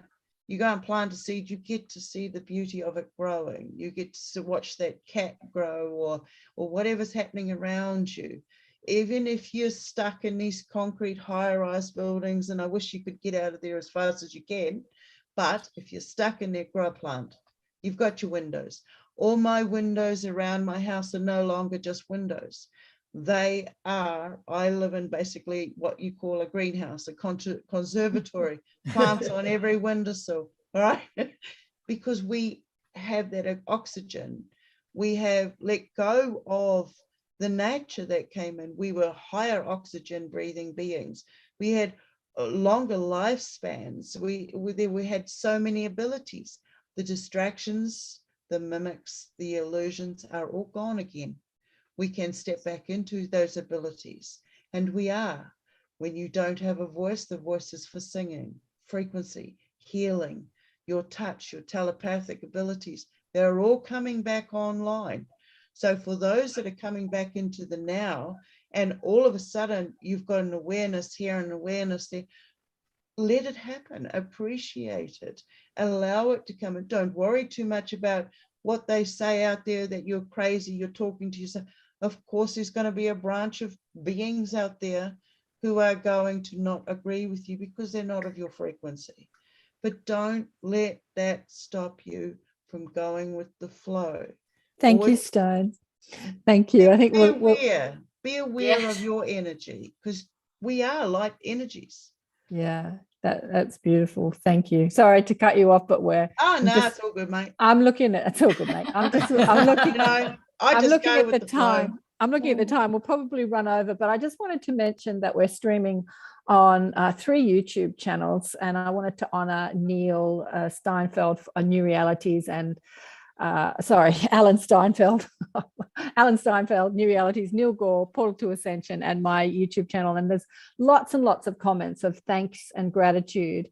And I wanted to say, we haven't actually put a donation link anywhere, but what I have done is I've put the website for every speaker under every platform that we're streaming on. So if you're loving the conversation and you want to donate to what we're doing here today, please just go to the Perspective websites and find a link. I think some of the YouTube channel, I know Larissa has on her YouTube channel. Have you got some of them have donation links. What do you call it when you set up that thing on YouTube? I've actually set mine up too. What's it called? I can't remember it. Where you can go and donate. I have a Patreon account. Patreon's what I'm looking for. Yeah, Patreon account. So find people's Patreon accounts or go to their website or book a session to honor, because everyone has shown up here today, for free, taking time out. And really, I'm quite surprised that most of you staying for the 4 hours. I didn't expect all of you to stay for 4 hours. I'm so surprised and honored that you do. So thank you. The question that we're exploring at the moment is like, how do we move forward? We've talked about why we're here. We've talked about how do we anchor in divine feminine. We've talked about the frequencies hitting the planet, and now how are we moving forward? You know, I've been discussing on the shows with quite a few people. Dolly, who was listening before, Saffron said that in 2 years there's going to be a solar flash that's going to take us back to the Stone Age.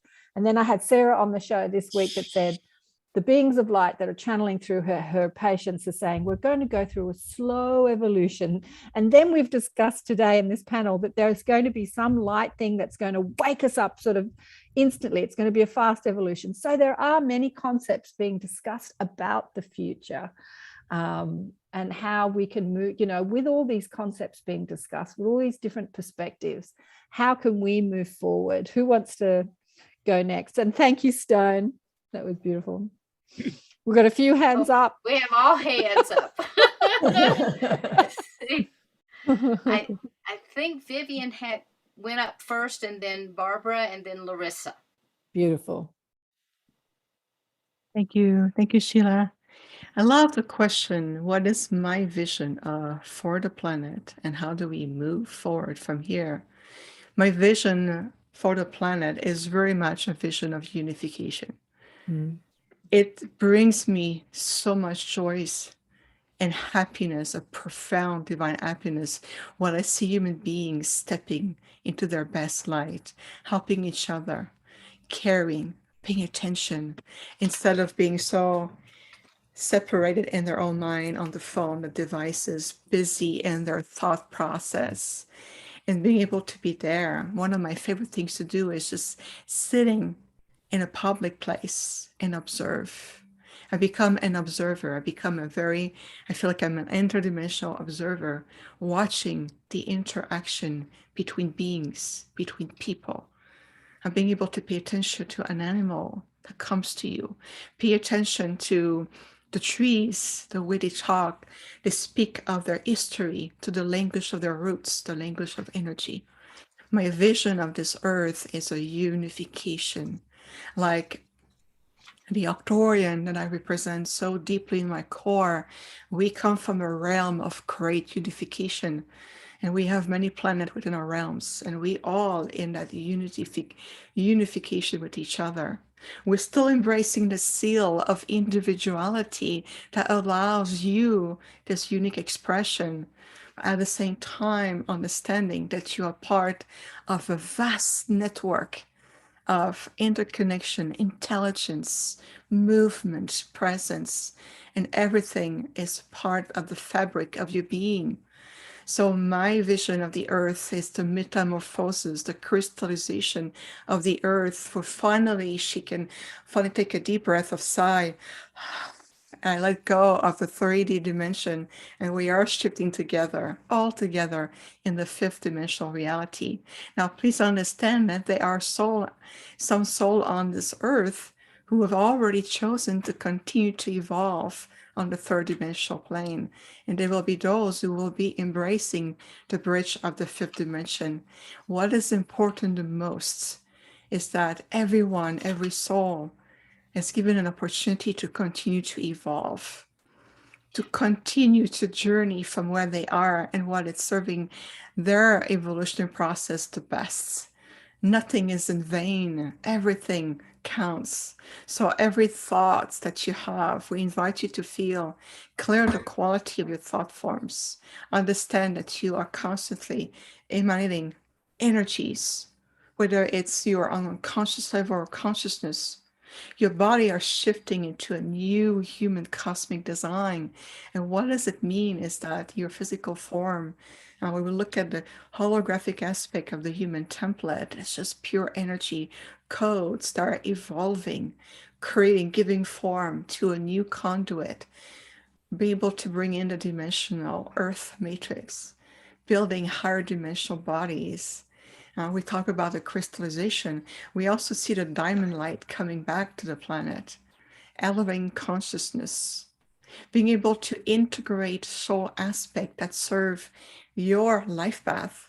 That's something we do a lot in our work, is let's integrate to the sacred bridge within you, new soul aspects. And those aspects really help you to support the journey you've come to do. And the more you allow yourself, you give yourself permission to be who you are, to your I am presence, you also become a source of inspiration to others. You become a conscious catalyst of acceleration for consciousness, energy, transformation. return to kindness with each other. I recently came back from South Africa when I was invited to come and offer a workshop, and I do healing work there. We were in Durban, South Africa. And one thing that really was incredible is to see, feel, and witness so many people they're ready to embrace more. They have different questions. They're vibrating at a different level. There's a spark in their eyes, and that energy is supported, sustained through the sacred grids of the earth to nature. We even went on a safari, and I communicate with the animals there, the giraffe, the rhinos, the elephants, the Yalas, all life evolving right there in Africa. And they all speak of the same vibration. It's the return of coexisting in that symbiotic energies and being mindful that what you're creating has ripple effect on everything. It's like the pebble effect. And then I brought back this beautiful stone from South Africa. And that stone, I found it between two ecosystems. It was between the Indian Ocean on the beach and overlapping into a very ancient park. And what the stone says, I am ready to travel with you to your ecosystem so I can speak of the history that I carry within me. So I can also I can be a connector, a bridge between the ecosystem in America as it is in Africa. And we're uniting together the hemisphere on the planet. This is an aspect of what the stone talked to me. Yes, I speak stone language as well as I speak intergalactic and other form of energetics. I had intergalactic being coming to me from the ocean, telling me there's a time of reconnection to re-heal the bridge of communication with all sentient life form evolving on this earth. This is not just about human beings anymore. This is about the earth, animal kingdom, the mineral kingdom, the trees, the earth herself as a celestial being, is to realize that you are part of an intricate, intelligent, abundant universe, no matter what semantics you want to use. It's truly about the dream of returning to your sacred knowledge. And again, for us, on practical ways, pay attention to your thoughts. Where do you invest your energy the most? Are you anchoring your light every day? Do you wake up every morning and says, take a deep breath. How can I be of service today? What blessings all this day? I do. Are you allowing to listen to the wisdom, the beat, the rhythm of your heart? It is available to you 24/7. There's no need for training. There's no need for, conferences, anything. It's right into yourself. Embracing the ancients and the wisdom that all souls, everyone carry for all generations, bridging the gap between generations, including children and the children of the past that we have become today as adults.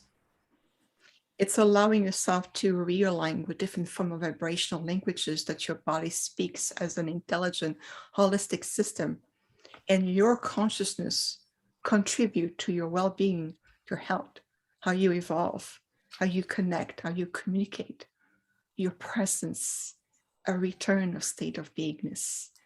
This is part of the great transformation, the vision that we hold for this earth, and there's so much more. It is just the continuation of it. Much love, everyone. Beautiful. Thank you so much, Vivian.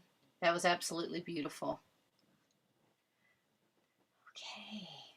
Who would like to share? Barbara goes next. Yes.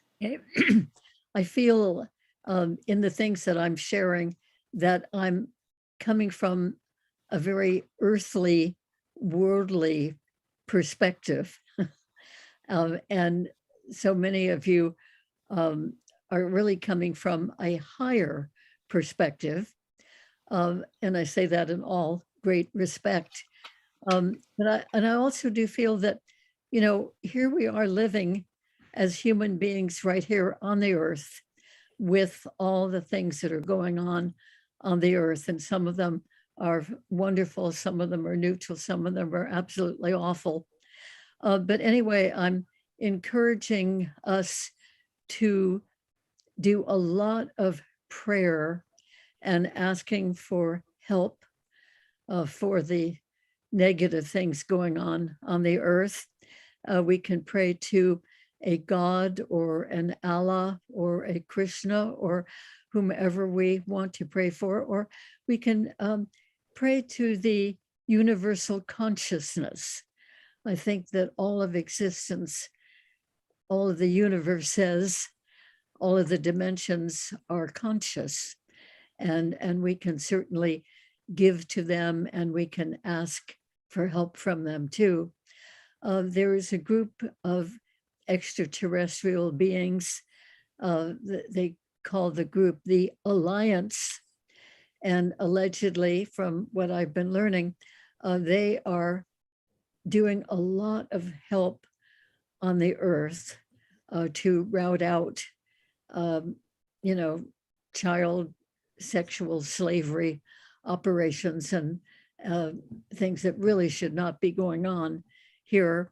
They're working a lot to rout out a lot of the really, really atrocious things going on. So I think that we can, with our own thought, our own consciousness, we can encourage them. And allegedly, there's a group of people called the White Hats who are taking many actions against another group, a very power-mongering group called the Black Hats. So I think that in a very practical way, we can send our thoughts, our blessings, our requests, our encouragements to the White Hats, or to any of the people who are working behind the scenes to rid the world of some really, really terrible things going on. And then just appreciating life on this human level, just blessing every day that we get to be here, and knowing that we are here to make a difference for the good in whatever way we can.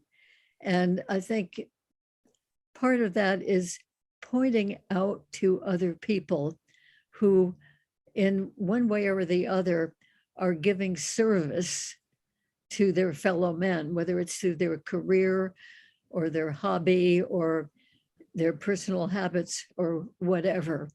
I think there's so much that we can do right here on this earthly level, and there are unlimited higher resources to bring in to help us to do that.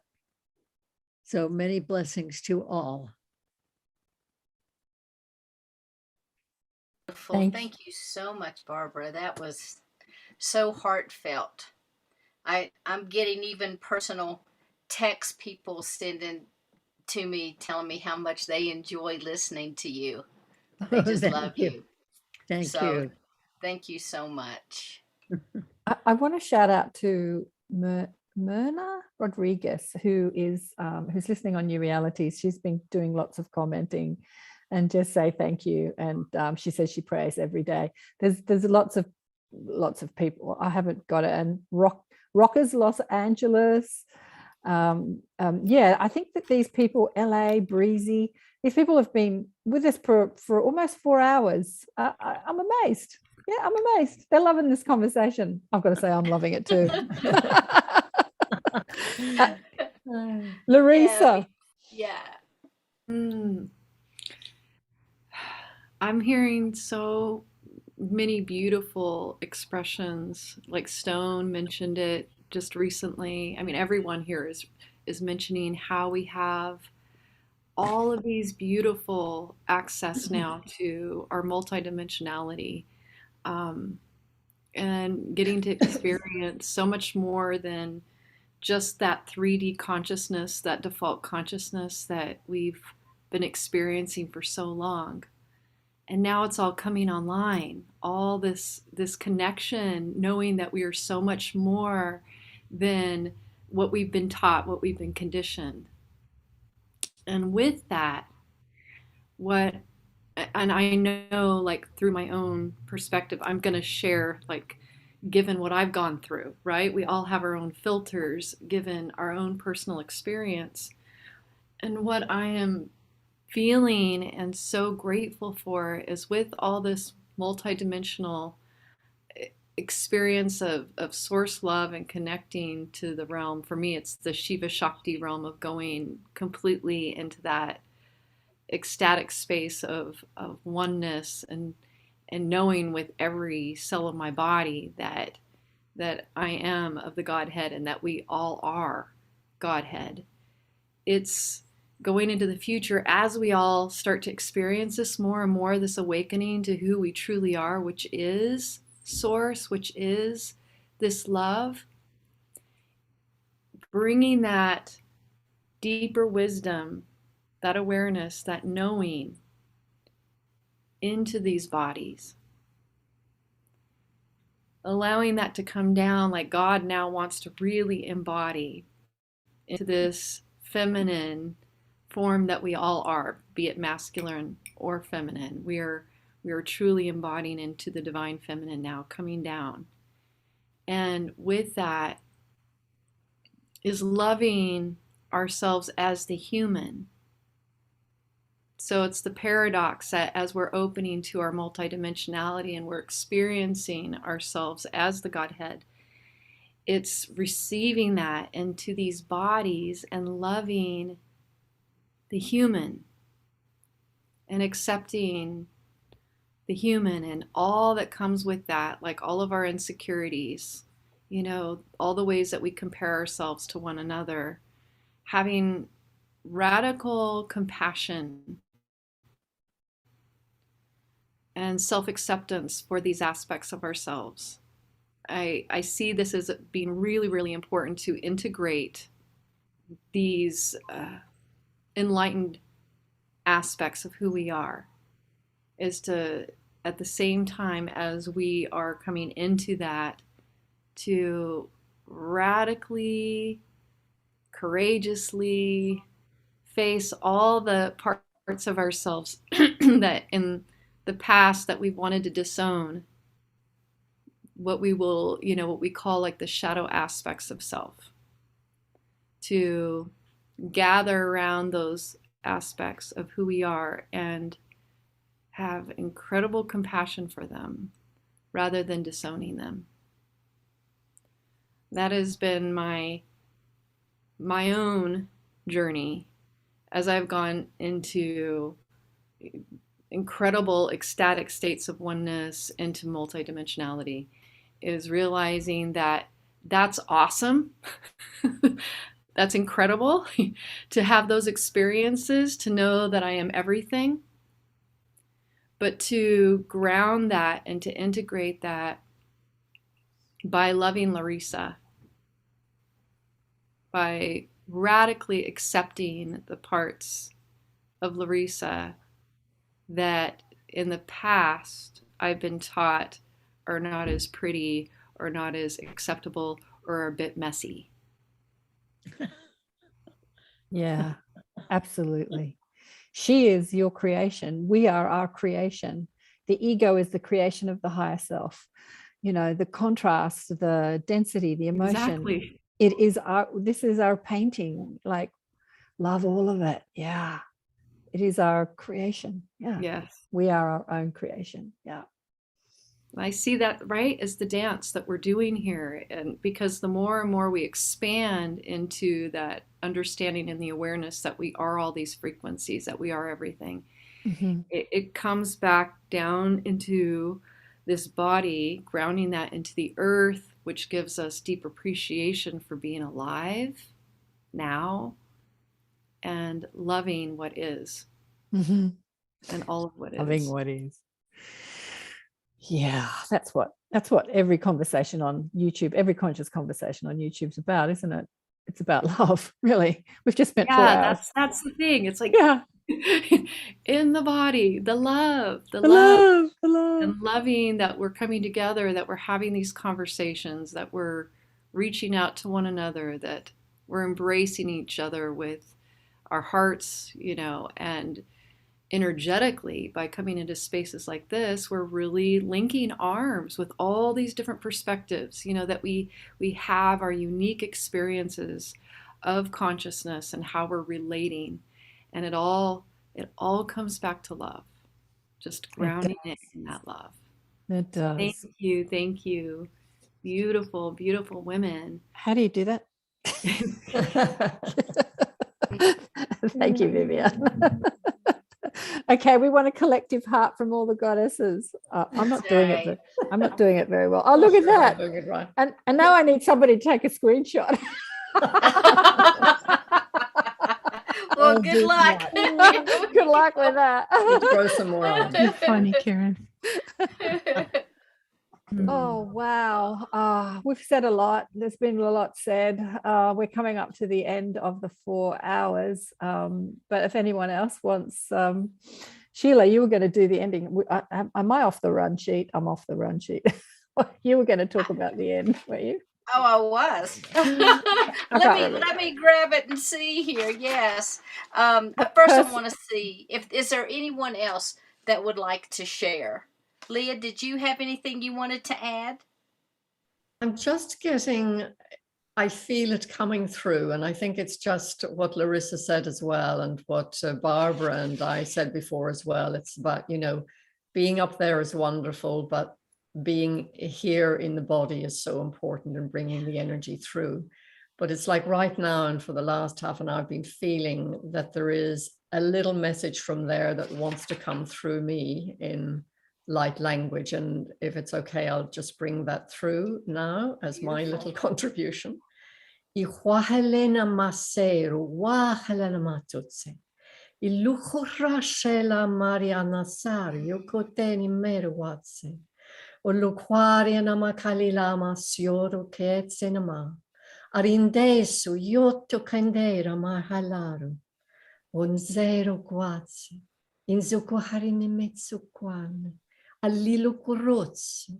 Allaru quande cande memaro. Isoro yonze carinazzo coritazzo no curazzi tendo coianda.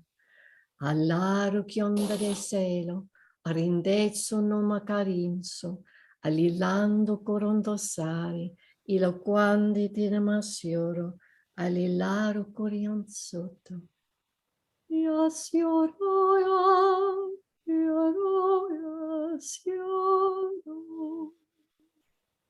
ilaroto.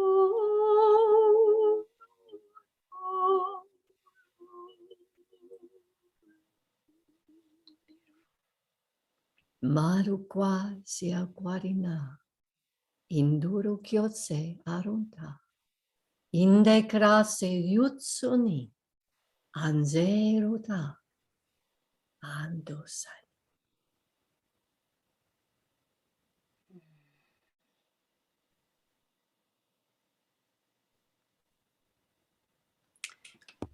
So beautiful. Beautiful. For whatever reason, I could just feel like there was something getting ready to come through, and that vibration has totally rippled through my entire being. So thank you so much for that. That was so beautiful. And I would also like to invite, if any of our speakers, if you have maybe a 1-minute closing or something that you would like to leave people with, a final thought or a blessing, 1 to 2 minutes, that would be amazing. So thank you, Leah. Thank you so much. Thank you so much for this inspiration, light language. I felt the vibration going to my being. It was incredible. And right away, I may not speak it, but the sign, the codes, I could see the codes coming in. It was amazing, Leah. Thank you very much. Yeah, thank you. I know, when I hear it, I'm wiped out. That's it for me. I just want to I just want to bask. I don't want to think or talk anymore. I just want to stop. Barbara, darling one, you had something you wanted to say. Yes, I would like all the blessings that have come through from you all today to just spread out through the world and through the universe and through all the other universes. Thank you so much. Mhm. Thank you, Thank you. thank you, thank you. Wow, Sheila, we did it. We did it. We did. We did it. We did it. Geraldine, did you have something you wanted to say? Oh, really, I want to mirror what Barbara was saying. Let's all collectively, everyone that's here listening, it's like it's like kindred souls or souls that have come together at this time for a reason. This communication today, it's a vibrational frequency. It's not just words, so we are readjusting as we kind of hear and process what we receive. So let's not keep this as something like a concept. Let's make it into action. Let's bring it into our everyday lives and continue to listen to this replay over and until we take from it new pieces so that we can apply it into our everyday lives in our relationships with our family, with our friends, and make something of this event, not just something that stays in the past. And that's all. Thank you so much for having me and all these incredible souls. Thank you so much for making me a part of this. Thank you. Thank you. And thank you so much for participating. One of the things, I just feel such a strong connection with the sun. And so I do try to go out every morning, as I said, and let those new codes feed into my body. And, it used to be as the codes were coming in, I could see the light coming in through my eyes. I could feel the energy coming in. Then I started seeing, like codes coming in, but it was like from a left, right to left, right to left, right to left. And now they're almost like binary codes that are coming in. And as I start to look around, it's as if the holographic world of itself is really making, it's making itself present. I can see that more and more, and the veil is thinning so much. We are on this cusp. We are creating this new earth together. All of these vibrations are coming together, going out in unity and embracing that unity consciousness. And so I want to thank each of you from the depths of my heart for bringing your special vibration through for this evening, all afternoon. I can't believe the time is already gone. It was like, oh, are we going to be able to make it? And it's like, it's already time to go. I don't know. I don't understand. I know, But it went so quickly. I think that's what happens when, we get together with like minds. Our vibrations, we're just feeding each other. So thank you guys for feeding my soul. And vice versa. Thank you for bringing us together. Mm-hmm. Yeah. Thank you. Yeah. Both of you. Thank you Thank so you for much. doing this. You're Such so a gift. welcome. Karen, do you have any final comments that you would like? Oh, I don't think I can say much more than thank you and I love you. That's about all I can manage at this point. It's been incredible, amazing. Thank you, Sheila, for coming up with this idea. We're going to do the gods next. We're going to do the guys next. Oh, nice. I don't know if we're going to Brothers, explore the galactic same brothers. questions, but the galactic gods, we're going to call it that. I don't know. And but this has been just basking in the beauty of this, just the feminine energy and the galactic energy and the higher densities. It's just been a bubble bath of delight, really. I love that, a bubble bath of delight. Thank you guys again so much. And Karen, I'll turn it over to you because I know you have control of all of these different outlets that we're going through. I do want to say thank you to Awaken Ascending for bringing us to the clubhouse. I want to thank Neil and Alan and Karen for putting us on the YouTubes. I know we have the Wish Alliance is also sharing this, as is many other Facebook pages. And so, I hope even if people just click on it for a moment, I hope that when they click, that the vibration and the energy that we've created here today will just rush to them and move through them. Absolutely. Thank you, Ether.